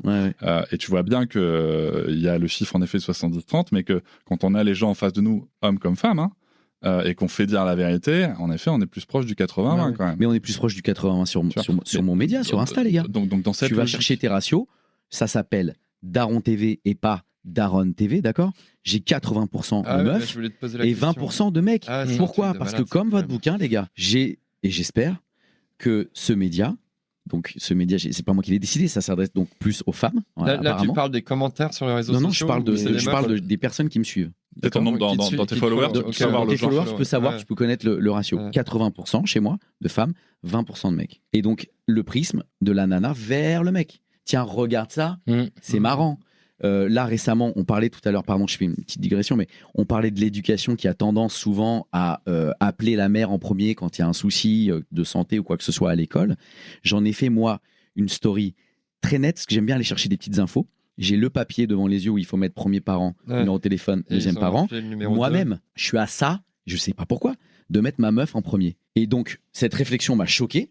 Je me suis dit, mec, qu'est-ce qui t'arrive, t'es taré ou quoi? Donc je me dis, bah non, c'est toi qui remplis, mets-toi en premier. Je me mets en premier. Et je mets ma meuf en second. Je fais une photo de ça, je la mets en story et je demande, et je pose la question, comment ça se passe chez vous? Qui est en premier, qui est en deuxième et qui on appelle en premier? C'est le raz-de-marée. C'est le raz-de-marée. Mais t'as plein de nanas qui m'ont dit, mais ce qui est fou, c'est que j'ai mis mon mec en premier, il est sur la liste. Mais à chaque fois, et on m'appelle moi, quoi. Et je ne comprends. Et puis là, j'ai eu toutes les maîtresses qui se sont lâchées en me disant, bah ouais, on appelle ma maman en premier parce que le père, déjà d'une, il va me demander d'appeler sa mère. Voilà, donc ça sert à rien. Il va demander l'adresse de l'école. Je perds du temps. Non, mais limite. Voilà. J'ai un enfant chez vous. De quelle laissez-nous parler, les gars. Et voilà, tu vois, ou alors il répond pas. C'est comme l'aide-soignante qui se tourne vers la mère pour lui montrer comment on prend un bain. C'est-à-dire qu'il Voilà, y a c'est un ça. souci d'efficacité et on ferait la même chose à leur place. C'est que tu te dis, ça va être plus simple, ça va être plus rapide et ça va être mieux fait. À tort, peut-être. Tu vois, si on est. Non, mais Ouais. ou pas, Mais puisque ouais, voilà, mais s'il faut que ça change, à un moment donné, il faut aussi que toutes ces institutions changent, que ce soit l'hôpital, l'éducation, etc. Sylvia John Pino en parle très bien dans son livre Pourquoi les pères travaillent-ils trop, qui malgré le titre, encore une fois, tu vois, qui pourrait se dire est-ce que c'est pas un brûlot elle est pas tendre non plus avec les pères, hein, mais il y a une certaine réalité de société aussi qui vise à ce que les pères restent loin de l'éducation. Dans la BD, vous interrogez donc des chercheurs, des influenceurs, des pères d'aujourd'hui. Allez, quels témoignages vous ont le plus marqué et pourquoi ? Est-ce qu'il n'y a pas une petite anecdote comme ça spécifique qu'on pourrait se ressortir ? Moi, j'ai beaucoup aimé. On a tous les deux beaucoup aimé notre voyage en Suède. On y a fait en 5 jours un peu un panorama express de ce qu'était la Suède par rapport à la paternité, la parentalité, et globalement, c'est quand même un monde meilleur. On a vu là-bas un homme qui est surnommé Oaoa, qui est un haltérophile très connu dans ce pays parce qu'il a incarné dans les années 70 le changement de politique de la Suède et le fait que le congé parental devenait égal pour les pères et les mères et que la Suède appelait de toutes ses forces les pères à être investis autant que les mères. Donc, il est sur une affiche à l'époque avec tous ses gros muscles, sa chevelure hirsute, c'est quand même quelqu'un qui est visuellement très impressionnant, et avec un petit bébé dans les bras, et le slogan c'est congé parental. Donc on le voit 50 ans plus tard dans son appartement un peu délabré de Stockholm avec une canette de bière et un nuage de fumée, et il nous explique qu'il a trouvé ça génial à l'époque, mais que d'une part ça a été un peu trop loin et que maintenant les féministes sont un peu trop radicales, et puis que concrètement dans son couple, lui après avoir été haltérophile, je crois qu'il était restaurateur et que c'était quand même un peu compliqué à gérer, donc en fait c'est quand même sa copine qui a pris une bonne partie du congé parental, et lui il en a pris qu'une petite partie. On voit toute la différence entre le paravent et la promotion, et puis la réalité. La réalité, c'est aussi des questionnements sur les pères, leur engagement, puis la société qui fait que il y a des choses qui sont compliquées, je sais pas, il y a des commerces à tenir, des engagements individuels, et sans mouvement fort de la société comme la Suède l'a fait, on n'avance pas. Mais même avec ces mouvements forts, on n'est quand même pas à l'égalité. Donc, il faut énormément d'action. Alors moi, après, tu vois, là-dessus, l'égalité, moi, je suis pas égalitariste, tu vois, pour un sou. Moi, je suis plutôt en train Et surtout, tu vois, c'est un truc, vu que nous, dans notre couple, avec ma compagne, ça va faire 20 ans qu'on est ensemble, on a connu une période où j'étais le seul à travailler pendant qu'on était étudiante, avec un seul salaire. Ensuite, elle est devenue dentiste. Donc, elle a gagné 2 fois et demi mon salaire, etc. Et ensuite, j'ai arrêté de travailler pendant un temps, etc. La charge mentale, domestique et tout, c'est quelque chose qui peut être en mouvement aussi, tu vois, dans les couples, en tout cas hétérosexuels. Je pense qu'il faut sans cesse l'interroger, ça c'est important. Je pense que chercher l'égalité tout le temps, partout, pour citer une personne que j'ai reçue hier qui s'appelle Béatrice Camrère, je pense qu'il ne faut pas confondre l'idéal et l'objectif. L'objectif, c'est qu'on se sente bien dans notre répartition de charge mentale, qu'on en ait conscience. Mais après, ce que tu cites là, c'est intéressant, c'est ce qu'on appelle d'ailleurs le paradoxe scandinave ou norvégien, je crois. C'est un terme de masculiniste que j'utilise là, qui dit que même dans les pays les plus paritaires, les tâches genrées restent, tu vois, par rapport aux métiers de soins et tout, restent quand même majoritairement aux femmes, etc. Mais après, c'est juste parce que les cultures sont millénaires, tu vois. Enfin, ça va pas, même en Suède, ça va pas changer en 60 ans, quoi. Donc, mais ça nous montre, tu vois, en France, par rapport à là où on en est, le chemin qu'on a à faire, c'est pas avec nos 28 jours que ça a beaucoup changé. C'est clair qu'il y a du taf. De toute façon, c'est Là, tu rebondis sur la question qu'on se pose avec Stéphane tout au long de la BD et sur laquelle on n'est pas d'accord. Stéphane se pose une question, c'est combien de générations ça va prendre. Et moi, la question que je me pose, c'est est-ce qu'on y sera un jour, quoi. Et ça me paraît dingue de se poser cette question qui, normalement, j'imagine dans mon monde de bisounours, devrait être vite répondue, ça devrait aller très vite. Mais Adrien Taquet dit comme toi, et je pense qu'il a raison, c'est des changements sociétaux qui prennent du temps, qui sont pas simples, qui interrogent des trucs très profondément ancrés, mais tout ton travail, tout le tien aussi, et ce qu'on essaye de faire de notre côté, c'est d'accélérer ce changement avec nos petits bras, quoi. C'est la question que vous me posez d'ailleurs dans la BD. On était d'ailleurs dans ce studio qui n'avait pas la même tête, mais c'est est-ce que voilà, je pense que je vais le voir et tout. Et moi, je vous réponds en effet que je le verrai pas de mon vivant. Enfin, je pense pas voir ça de mon vivant. Tu vois. C'est triste, peut-être, mais je pense que c'est plutôt réaliste. Donc voilà, on avance. Stéphane, est-ce que toi, tu as une anecdote particulière qui t'a marqué? Moi, j'ai pris une grosse tarte en Suède plein de fois pendant ce truc en Suède, mais notamment, on a assisté à des cours de comment ils appellent ça, M-Kunskap. De gestion domestique, d'art ménager. Et c'est en fait, les gamins, c'est dans des espèces de grandes pièces avec des lave-linges, des lave-vaisselle et des cuisines. Et les gamins, on leur apprend tout ce que tu dois apprendre pour faire tourner la maison, quoi. Et donc, on a été percutés par des images de mecs en survêt, casquette, 14 ans, tu vois, un peu rebelles manifestement, et qui ont un petit tablier et qui apprennent à faire un lave-vaisselle, à rendre une cuisine nickel et tout. Et ça, vraiment, je me suis dit, putain, mais là, ça c'est vraiment politique, quoi. Et en plus, c'est pas un truc qui a lieu une semaine tous les 4 ans, si tu veux, c'est pas l'éducation civique à la française, c'est vraiment un truc avec un continuum de formation tout au long de ta scolarité. Et je me suis dit, putain, ouais, ça, alors là, vraiment, je suis dans le futur, quoi. Bon, une fois qu'on sait tout ça, revenons à nos pères, à nos hommes en France. Comment on fait, selon vous, pour motiver les hommes à s'impliquer davantage sans qu'ils se sentent attaqués? Parce que, visiblement, un titre, déjà, ça peut provoquer beaucoup d'émotions. Donc, comment on fait? Ou est-ce qu'il faut accepter qu'ils se sentent attaqués? Ça, je sais pas. Moi, je pense que si on va vers un monde sans patriarcat, évidemment que ça va coûter aux hommes, évidemment qu'il va y avoir un côté moins confortable, qu'on va faire plus de trucs relous, enfin, évidemment qu'on va perdre un certain nombre de privilèges, c'est l'essence même du truc, mais je pense vraiment sincèrement qu'on a beaucoup à y gagner, puisque nous, on le voit, enfin en tout cas moi, je vais parler pour moi, je le vois, je suis aujourd'hui moins patriarcal que je l'ai été, et la vie est plus douce, quoi. Et je pense que vraiment, les pères ont tout et les hommes en général ont tout à gagner dans cette histoire. Moi, j'ai une tendance naturelle à être le représentant du bâton dans l'histoire et à avoir envie de faire peur aux hommes en leur disant attention, parce que les femmes avancent plus vite que nous, et on l'a senti en faisant cette BD, et avec surtout toutes les réactions qu'on a depuis de nanas qui nous disent le constat est froid et clinique, et on en a marre et on n'en peut plus. Donc je pourrais avoir cette tendance à dire faites attention les gars, parce qu'en fait elles vont se barrer et elles auront peut-être pas tort. Mais j'ai envie d'adopter la ligne de Stéphane aussi, de dire qu'il y a plein d'avantages à ça. Il y a plein d'avantages dans les rapports humains, au foyer.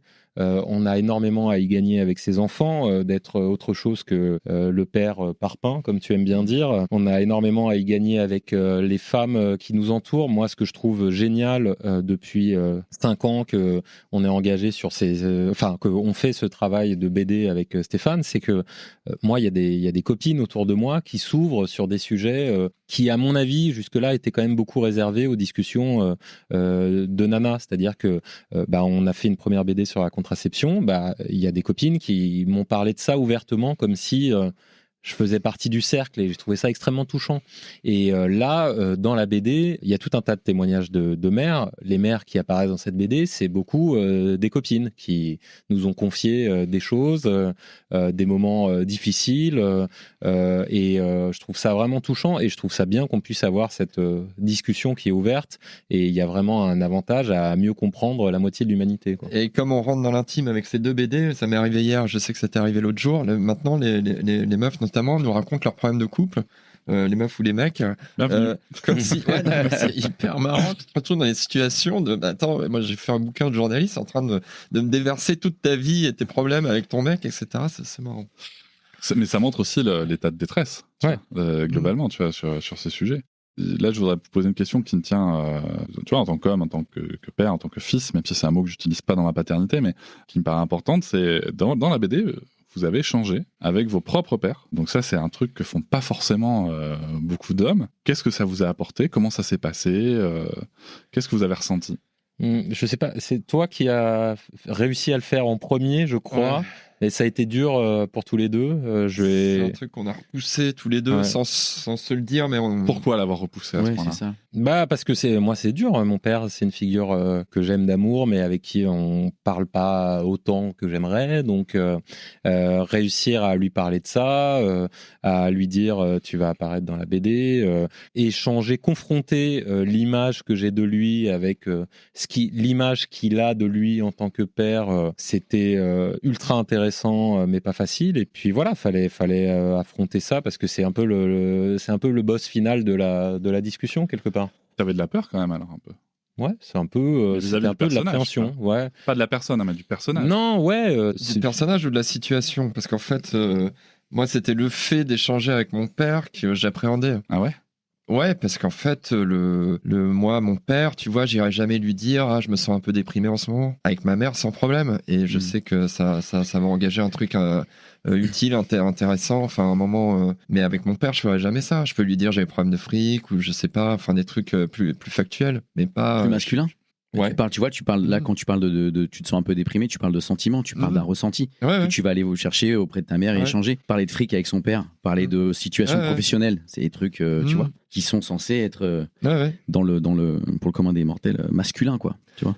Mais c'est pour ça que je pense que c'est vraiment, après même le partage des tâches, la charge mentale, etc., c'est la dernière révolution, elle est là. C'est-à-dire de vraiment avoir une relation au monde différent en tant qu'homme et de ne plus être dans un truc. Enfin, moi, j'espère vraiment que mes gamins se diront pas je vais pas dire à mon père que je me sens mal en ce moment parce que c'est pas son rôle et que c'est pas notre relation. Quoi. Et c'est pour ça que je suis pas... Tu vois, tout à l'heure, vous parlez de ce constat que vous faisiez dans la BD, il y a encore du taf et ça va prendre des années, tu le verras pas de ton vivant.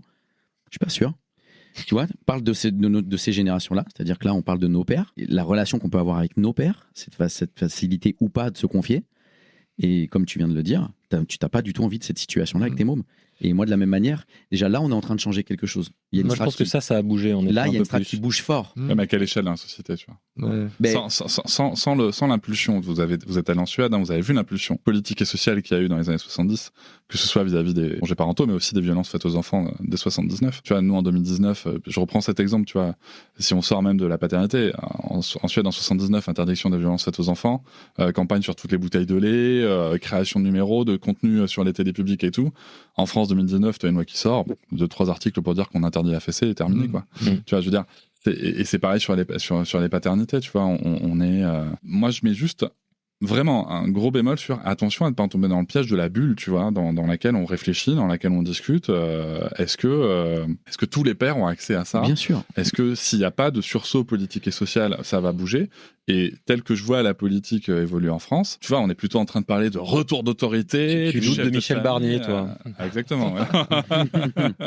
Exactement. En plus, j'ai croisé Lucie Castet hier soir, tu vois, dans la rue. Je me suis permis de lui dire merci. T'as entendu là son nouveau gouvernement, ce qui est censé arriver au ministère de la Famille ? Non. J'ai oublié son nom, mais contre le mariage homosexuel. Oui, mais voilà, donc tu vois, je pense qu'il faut faire attention à ce que nos petites discussions, tu vois, d'ailleurs en plus on est tous des hommes blancs avec certains statuts sociaux, tu vois, autour de la table. Je pense qu'il faut juste faire attention à toujours garder ce dézoomage, tu vois, de temps en temps, de se dire, c'est pas parce qu'on en parle entre nous, même dans des sphères de nos amis et tout, mais qui reste dans certains cercles, que la société est en train de changer. Le vrai défi, c'est comment est-ce qu'on arrive à impacter la majorité de tous les pères. Moi, je suis d'accord avec toi. Je me dis juste que s'il y a quelque chose, le premier truc qui a un peu bougé, un peu plus, c'est cet investissement émotionnel. Comment dire, Christine Castelin-Meunier en parle quand elle parle de paternité impliquée. Il manque un mot, mais c'est ça. Et on le voit aussi dans les stats de l'INSEE, quand elle évalue le temps domestique. Les tâches domestiques entre les années 80 et aujourd'hui, ça n'a vraiment pas beaucoup bougé. Et si ça a bougé, c'est parce que les mères en font moins, parce qu'il y a un peu de délégation. Là où ça a bougé un peu plus, c'est le temps des pères dans les tâches parentales, les relations directes avec l'enfant, qui a doublé entre les années 80 et le début des années 2010.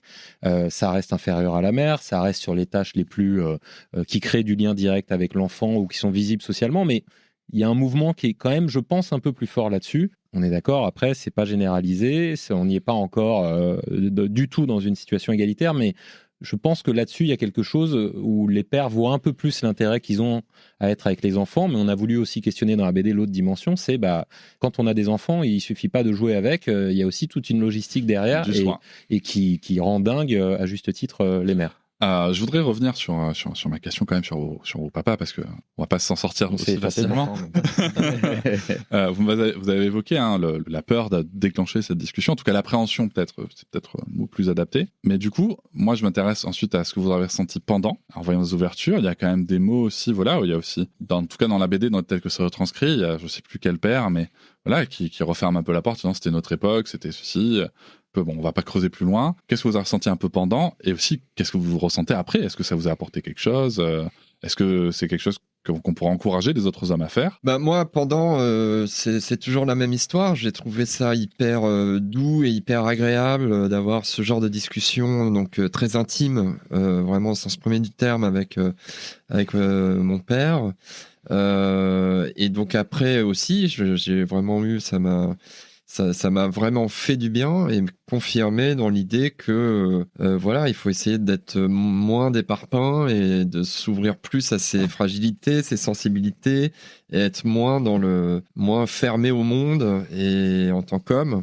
Voilà, et j'espère vraiment que avec mes enfants, j'ai pas envie d'être un parpaing, mais je pense que je le suis encore souvent, quoi. Ça suffit pas d'avoir envie, la volonté ne règle pas tout, loin de là. J'ai quand même été élevé pour être un homme parpaing qui ressent pas de trucs, qui s'ouvre pas à ça, et je pense que c'est en moi que ça sera toujours là, même si il y a un travail de déconstruction, même si je bosse dessus, quoi. T'as envisagé la psychothérapie? Oui, moi je fais une psychanalyse. Non, j'y travaille vraiment, hein, mais les ressorts qui vont à l'encontre de ça sont quand même partout. Et du coup, les relations avec ton père maintenant, est-ce que ça a changé quelque chose d'avoir cette discussion ou pas? Après, Guillaume, c'est ton tour, hein, tu vas payer. Après, moi, mon père, il a 87 ans, donc voilà, je l'aime très fort et il est plus près de la fin que du début. On sera d'accord sur cette réalité-là. Je vais pas le changer lui. Non, mais est-ce que c'est pas est-ce que ton père a changé, est-ce que votre relation a changé? Est-ce que vous avez parlé d'autres sujets? Mais mon pote, pour que la relation change, il faut que les deux changent, sinon.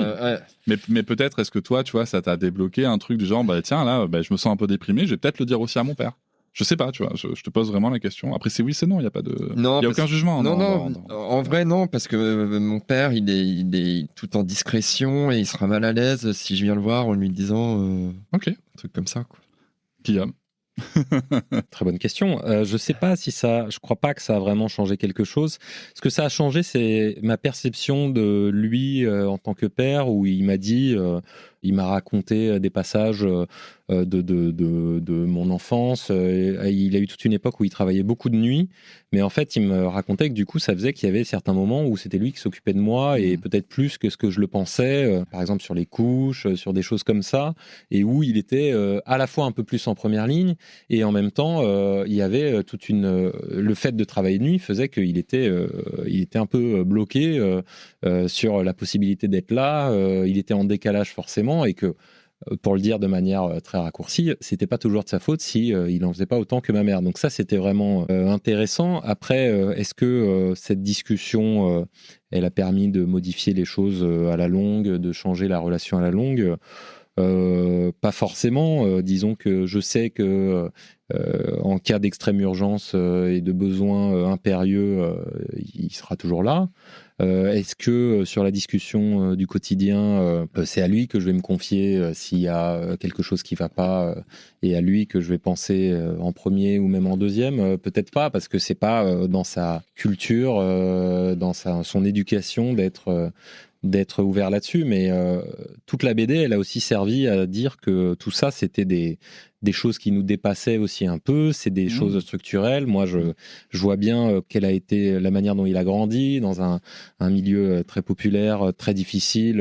Ça a été très difficile pour lui, et je sais qu'à la fin de la BD, je le blâme encore moins qu'avant. Ça ne veut pas dire que je suis pas exigeant, mais j'ai un regard un peu plus compréhensif sur ses propres turpitudes, parce que je vois que c'est pas facile, quoi. Pour finir sur cette question, est-ce que vous estimez juste, si je dis que finalement aussi, ce travail sur cette BD et cette discussion avec vos propres pairs et de voir les parpaings qui peuvent être, ça vous donne vraiment envie, vous, d'évoluer pour que vos enfants puissent avoir ces discussions du quotidien avec vous et émotionnelles aussi. Ah bah c'est sûr, mais ça pour le coup on l'avait vraiment avant la BD et je pense que on lit pas mal de bouquins d'autrices féministes. Il faut au moins que ça serve à ça, quoi. Qu'il y ait un rendement. Et donc ça, on l'avait chevillé au corps. C'est pas pour rien si on va sur ces thématiques-là. Après, c'est un plébiscite de tous les jours, quoi, parce que c'est pas évident. Et les ressorts vont à rebours de ça très souvent. Moi, je me suis réveillé ce matin avec ma fille qui a crié maman, et maman était à la douche. J'ai été la voir et elle s'est retournée dans le lit. Elle a mis la couette sur la tête et elle a dit mais non, mais je voulais maman. Donc je me suis assis à côté d'elle et au bout de 2 minutes, elle a fini par s'ouvrir en disant qu'elle voulait que ce soit sa mère qui lui mette une histoire et pas moi. Ça m'a mis en rogne pendant une bonne heure et je ne comprends toujours pas pourquoi. Donc c'est exactement ce que tu dis, un plébiscite de tous les jours et un combat un peu permanent. Mais c'est sûr que j'ai pas réagi comme pourraient réagir d'autres pères d'autres époques ou peut-être d'aujourd'hui en lui disant d'aller se faire voir et en la punissant et en la mettant au bagne pour ça. On est dans une relation beaucoup plus ouverte, elle peut me parler et voilà, on se bat pour ça, mais c'est évidemment très différent et on y travaille tous les jours, quoi. Merci, c'est pas des sujets évidents. Hein. Dernière question du coup. Pour les pères qui nous écouteraient ou pour les mères qui nous écoutent et qui auraient des messages à passer aux pères, en tout cas pour terminer, si vous aviez 2-3 conseils pratiques à donner aux pères qui nous écoutent pour alléger la charge mentale de leur partenaire et s'impliquer davantage, ça serait quoi vraiment? Alors moi je commence avec un tout petit truc microscopique. Avec ma meuf, ma compagne, on lit beaucoup d'histoires à notre fils. Et on a toujours fait en sorte que ce soit moitié-moitié. Et en fait on s'est rendu compte que naturellement, si on faisait pas gaffe, elle en lisait plus que moi. Parfois parce que c'est moi qui lavais la cuisine après le dîner, etc. Un jour on a mis en place une règle, elle lit 3 histoires et j'en lis 3. Et depuis ce jour-là, c'est vraiment 50-50. Donc il ne faut pas hésiter à mettre des mathématiques dans le partage des tâches. Il y a quand même une dimension qui m'intéresse dans cette règle, c'est que quand est-ce que l'enfant est consulté pour savoir s'il est d'accord avec cette règle? Désolé. Non, c'est une bonne question. Non, je pensais que tu allais dire pourquoi c'est pas celui qui a le plus de plaisir à lire des histoires qui en lit le plus. Bah non, parce qu'il y a quand même l'enfant dans cette équation et du coup en fait on a des adultes qui décident d'une situation qui implique l'enfant. Ouais, je sais que c'est ton dada. C'est mon dada, ouais. Ouais. Mais après. Et là, c'est là que voilà. Qu'est-ce que t'en penses de ça? Non, moi c'est pareil. Je sais que c'est vrai qu'il est vachement impliqué là-dedans et il a raison et il y a du taf aussi à faire. Moi j'ai fait un peu ça moi avec ma meuf, donc où vraiment je vais reprendre vos 2 histoires très rapidement. Toi, ce qui t'est arrivé ce matin, moi quand ça se passe, je cours. Tu sais, maman, mais papa est là, regarde. Qu'est-ce que se passe? Je suis là, regarde. Tu rentres sur scène. Je peux tout faire, je peux repasser un truc, regarde, je suis là, je suis présent. Donc ça, alors ça me met pas en rogne, mais je me dis pourquoi elle a eu ce réflexe de maman alors que je suis là. Donc bon, je vois ce que tu veux dire et en effet, on en montre un peu plus. Et ça m'est arrivé aussi de dispatcher comme ça. J'aurais tendance à te dire que si ma fille, je parle de la plus petite, a des envies particulières, étant donné que la conversation est hyper ouverte à la maison sur tous les sujets et en termes d'émotion, elle aurait tendance à me le dire. Écoute, là, en fait, j'ai pas du tout envie que ce soit toi. Je préfère que ce soit maman qui me lise l'histoire parce que maman, 2 choses, elle lit vachement bien et elle fait vachement bien les personnages. Et du coup, tu vois, je vais dire ah ouais. Là, comme toi, je vais dire putain, ok, super. Je vais m'entraîner. Je vais m'entraîner, tu vas voir, je vais faire des voix de ouf. Et voilà, mais je suis clairement pas dans cette réflexion-là, puisque je me dis, ma fille, elle a la capacité, elle est en capacité de me dire, j'ai pas du tout envie que ce soit toi, mec. Je préfère que ce soit maman sur cette session-là. Et donc elle n'est pas consultée entre guillemets, puisque pour moi, elle n'a pas à l'être, puisqu'elle peut me donner l'info très rapidement, en me disant, j'ai pas du tout envie que ce soit toi ce soir, pour une raison ou une autre. Et il y a pas de souci. Alors oui. Comme le disait Guillaume, tu repars avec un petit putain. Pourtant je fais tout quoi, je suis là, je suis impliqué à mort et tout machin. Tu repars avec ta petite rage qui peut très bien arriver aussi aux nanas. C'est le pendant. Hein. Si ma fille demain lui dit je préfère que ce soit papa parce que j'aime beaucoup ce qu'il fait et quand il dit c'est top, je sais très bien que ma meuf va retourner dans le salon un peu. Voilà, super.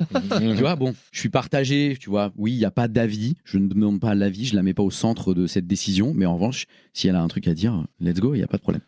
Guillaume, conseil pour les...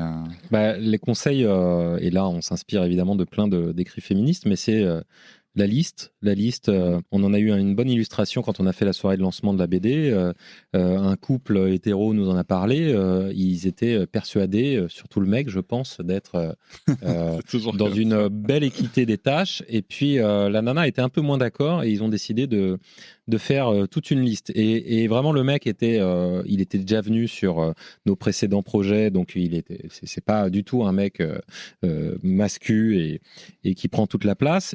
Il était convaincu qu'il en faisait autant. Ils ont fait une liste et je crois que dès la première semaine, en gros, elle s'est arrêtée de bosser le jeudi, c'est ce qu'elle disait, parce que elle avait déjà fait largement sa part et qu'il restait beaucoup de choses à faire pour le mec. Et en fait, cette liste, c'est la liste de toutes les tâches.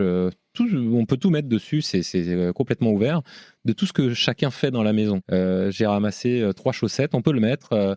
J'ai étendu une lessive, je sais pas quoi. Ça permet d'objectiver les différences et d'avoir une vraie discussion. Et je trouve qu'elle est intéressante parce que c'est pas quelque chose d'agressif, c'est chacun qui renseigne ce qu'il a fait. Et ça permet, je pense, à toute personne de bonne volonté, et notamment aux pères de bonne volonté, de voir qu'il y a un peu d'inégalité qui reste quand c'est le cas. Et c'est un bon moyen de sortir des grands concepts, des statistiques, et de dire comment ça se passe chez nous en direct. Voilà, ça fait 2 conseils. C'est très factuel. Voilà. Et pour les personnes qui... ça, c'est la liste de tout ce qui est fait. Des fois, on parle aussi de faire des listes des tâches et tout machin qui existent dans la maison. C'est intéressant de voir qu'il y a des gens qui savent pas que des tâches existent. Et moi, je conseille aussi toujours de mettre la fréquence des tâches. C'est important. Parce que c'est pas parce que tu as fait la vaisselle il y a 6 mois que tu fais la vaisselle dans la maison. Tu vois. Rémi ? Ouais, non, je disais, dans ce système-là, le fait de faire une liste et de savoir un peu machin, il y a souvent aussi un truc qui fait que on compte les points un peu, tu sais. Et ça, c'est source d'embrouille. Pour moi, c'est la parentalité, je parle du couple, hein, la parentalité et la charge mentale, les tâches ménagères, ce que tu veux, c'est source d'embrouille numéro 1. Parce qu'il y a aussi un truc qui fait que plus tu t'impliques en tant que père, plus tu as ta façon de faire, plus parfois ça peut rentrer. Tu sais, c'est cette discussion que tu n'as pas forcément avec ta nana avant d'être parent. De dire comment tu vois l'éducation des mômes, Moi, j'ai vraiment envie de m'impliquer, machin. Je vous le dis pourquoi, parce que j'ai plein de mecs qui m'ont envoyé des messages en disant c'est compliqué, mec, parce que je veux m'impliquer, j'essaye de faire plein de trucs, d'être au max. Et je sens qu'elle en a pas vraiment envie. Et du coup, maintenant, on est dans un truc où on essaye justement de passer par ces petites astuces de partage de tâches, on fait des listes, machin. Et c'est source d'embrouille parce que ça commence à compter les points. Et t'avais dit que, et t'as pas fait ci, et machin. Ça, j'ai l'impression que dans nos parentalités investies, de part et d'autre, il y a aussi ce truc qui fait que c'est quand même pour beaucoup de couples source d'embrouille. Et je vais vous dire pourquoi. Et je vais très rapidement, c'est qu'à l'époque, et je dis pas que c'est le schéma puisqu'on fait tous le taf et on essaie de tendre à mieux. À l'époque, la question ne se posait pas. Tu vois ce que je veux dire ?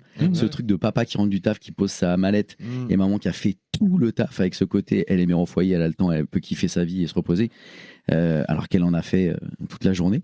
Tu vois ce que je veux dire ? Ça se posait pas comme question. Et maintenant, quand je parle avec des potes, j'ai l'impression que c'est leur source d'embrouille numéro 1 dans leur couple. Il y a vraiment un truc là-dessus qui me... Je cherche encore la solution pour me dire quand est-ce qu'on va réussir à... Je sais pas, toi qui est en plein postpartum avec ton petit là. Là, en ce moment, vous êtes comment ? Des petits votre relation, sans rentrer dans les détails, mais... Nous, depuis, comme je disais, sur 20 ans de relation, on a connu des moments où Noëlla avait beaucoup plus de charge mentale, mais d'un autre côté, elle était étudiante, et tu vois, elle le reconnaît, elle était étudiante, et elle était plus à la maison que moi, donc c'était juste normal, si tu veux. Après, il y a des choses aussi auxquelles moi j'ai mis du temps à comprendre. J'ai cette fameuse anecdote de la machine à laver, si tu veux, un jour, elle est partie un mois... Je travaillais chez McDo, moi, à l'époque. Donc, les vêtements McDo, si on veut pas être un gros crado, il faut les laver très fréquemment, tu vois. Parce que sinon, ça tue plus la frite tout le temps. Et elle est partie un mois à Madagascar. Et on a eu cette discussion, parce que moi, je lui ai demandé, tu sais, à l'époque, tu vois, donc je bossais chez McDo, j'étais très fiche procédure plastifiée, tu vois. Et moi, je savais pas utiliser la machine j'utilisais pas le lave-linge. Je lavais jamais le linge à ce moment-là. Et je lui ai dit, mais attends, on va faire un process, tu vois, je vais me l'imprimer. Elle s'est un peu foutue de ma gueule. Je lui ai dit, mais en fait, qu'est-ce qu'on veut ? Est-ce qu'on veut que j'y arrive ou est-ce qu'on veut que j'y arrive parce que je vais y arriver comme toi ? J'y arriverai pas comme toi. Mais il y a aussi eu cette réflexion de dire, c'était fou parce que je savais réparer le lave-linge. J'étais capable j'avais déjà démonté le lave-linge, tu vois, en cherchant des tutos et tout pour le réparer, mais je m'étais jamais dit, tiens, je vais le faire pour juste laver le linge. Donc on a eu cette discussion-là, mais on a aussi eu, ben oui, tu vois, mais faut le reconnaître, tu vois. Bien sûr. Et c'est bien parce que, mais l'avantage c'est que quand t'as l'honnêteté de regarder d'où tu pars, tu vois aussi tout le chemin parcouru. Bien sûr, je te jette pas la pierre. Mais on a c'est eu. vrai que le mec, il sait réparer la langue. c'est T'as vu? C'est costaud, quoi. T'as vu, mais je suis pas le seul, hein, parce que j'ai raconté cette anecdote-là à plein de gars, et il y a plein de gars qui ont fait, ah tiens, je peux faire ça moi aussi.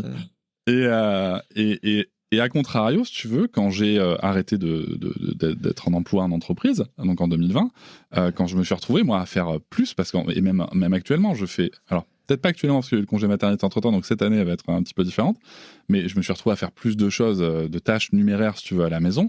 Mais d'un autre côté, c'est aussi normal. Je suis à la maison, je travaille de la maison, donc ça c'est logique. Pour moi, dans la charge mentale, tu as ce côté. C'est pour ça, tu vois, je te disais que je suis pas égalitariste parce qu'il y a aussi des côtés pratiques.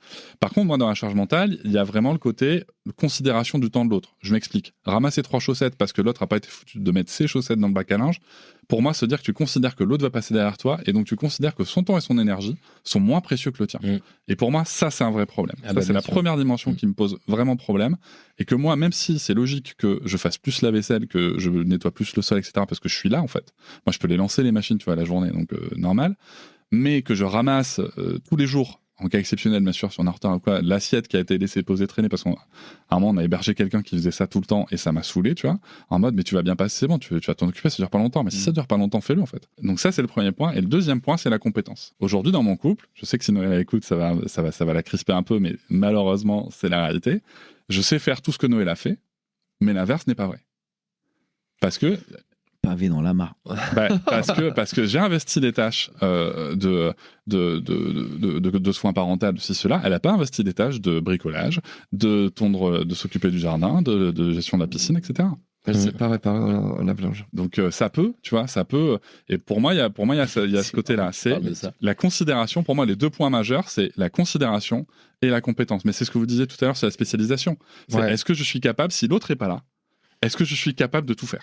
Mais est-ce que la distance de l'homme à ces tâches traditionnellement considérées comme féminines, elle n'est pas maintenant moins grande que celle des femmes à qui jamais on va leur dire, tu vas dans leur éducation, dans la société, nulle part, tiens, je vais te montrer comment réparer un lave-linge. Est-ce que ça, c'est pas encore... mais les gars, il y a aussi un truc d'éducation, tu vois. Quand on était gamin... Le stéréotype, il marche dans les 2 sens, tu vois. Quand on était gamin, moi, j'ai eu une mère hyper féministe et tout, machin, qui nous a élevés, qui était mère au foyer, qui était là, quand tu vas prendre ton appart, tu sauras tout faire, mec. Te faire à manger, faire tourner une lessive, repasser tes chemises, machin, avec le petit pli qui va bien et tout. Moi, j'ai pas connu ça. Hein. Ouais, mais tu vois, mais voilà. Mais l'inverse, bizarrement, je sais pas pourquoi, j'étais hyper focus là-dessus. Gars, tu me demandes de planter un clou et faire tenir un cadre, je suis dans une merde noire. Tu vois? Donc il y a un truc hyper inversé, mais je te dis ça pourquoi? Parce que moi, j'ai ancré ça en moi, dans ma vie et dans mon quotidien. Donc à la maison, pareil, si tu m'écoutes, j'espère que tu es d'accord avec moi, mais je pense qu'on est vraiment à 50-50 à tous les niveaux, rendez-vous médecin, machin, nan. Mais pour revenir sur ce que tu disais, hier, petit coup de Karcher sur la terrasse, bah tu vas le faire. Je dis bah non, parce que tu sais, j'ai pas le temps, faut que mais tu peux le faire, non? T'es là, t'es à la cool là pour l'instant, t'as pas les filles sont pas encore arrivées et tout machin. Si t'as envie de passer je te le branche. Dans sa tête, c'était le Karcher, c'est toi, c'est le mec, c'est l'homme, c'est papa qui passe le Karcher. Elle t'a cleané la terrasse, mon gars. Tu sais, le truc en plus hyper. C'est génial, c'est ludique. Ouais, c'est ludique et puis c'est satisfaisant comme les mômes. C'est satisfaisant.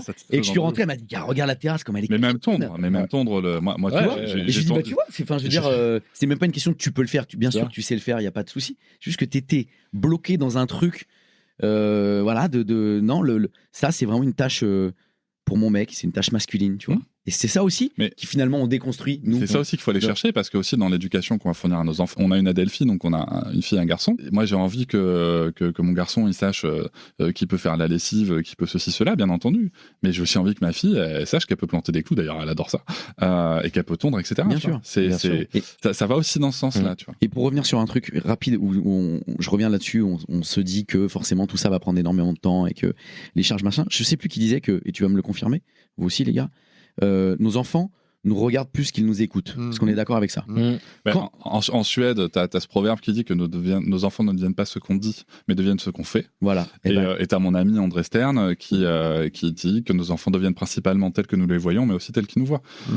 Et donc là, tu as l'info clé. Tu as l'info clé. Moi, mes filles, je te le dis, hein, je repasse leurs fringues, je fais tourner les scies, je fais à bouffer, enfin tout. Je veux dire, mais elles, en tant que femmes, quand elles auront je connais pas leur orientation sexuelle et on verra, et voilà, mais imaginons qu'elles sont dans un couple hétéro. Si jamais ce mec se dit, ok, gars, on va faire un 80-20, je vais rien foutre, elle va s'occuper de tout, machin, mais le schéma qu'elle aura, elle, imprégné dans sa tête et dans sa manière de vivre, c'est le schéma qu'elle aura vu tous les jours de sa vie. Ouais. Tu vois ? Ça Et tiendra pas forcément, une là, seconde. ça va changer la ligne parce que ça va faire bouger les lignes parce qu'elle va lui dire, mais mec, t'es sérieux là ? Tu t'attends que je fasse à bouffer, que je prenne les rendez-vous chez le médecin, que je fasse tourner les lessives, que je remplisse les cahiers des mômes à la rentrée, mais ça va pas ou quoi ? C'est pas l'exemple que j'ai eu. Donc plus on s'implique aussi dans nos parentalités, que ce soit qu'on ait des filles ou des mecs à la maison, plus j'ai l'impression qu'on avance à ce niveau-là, tu vois. Merci beaucoup. Merci à vous. Stéphane, Merci. Guillaume, Rémi. Merci les gars. Merci de pour m'avoir ce- invité, ce chouette Cédric. J'avais échange. tellement envie de les voir. Et à très bientôt. À bientôt. Je vous remercie de m'avoir écouté. Je vous invite à vous abonner au podcast sur votre plateforme préférée et à me retrouver sur Instagram, TikTok, Facebook et sur le blog papatriarca.fr. À bientôt.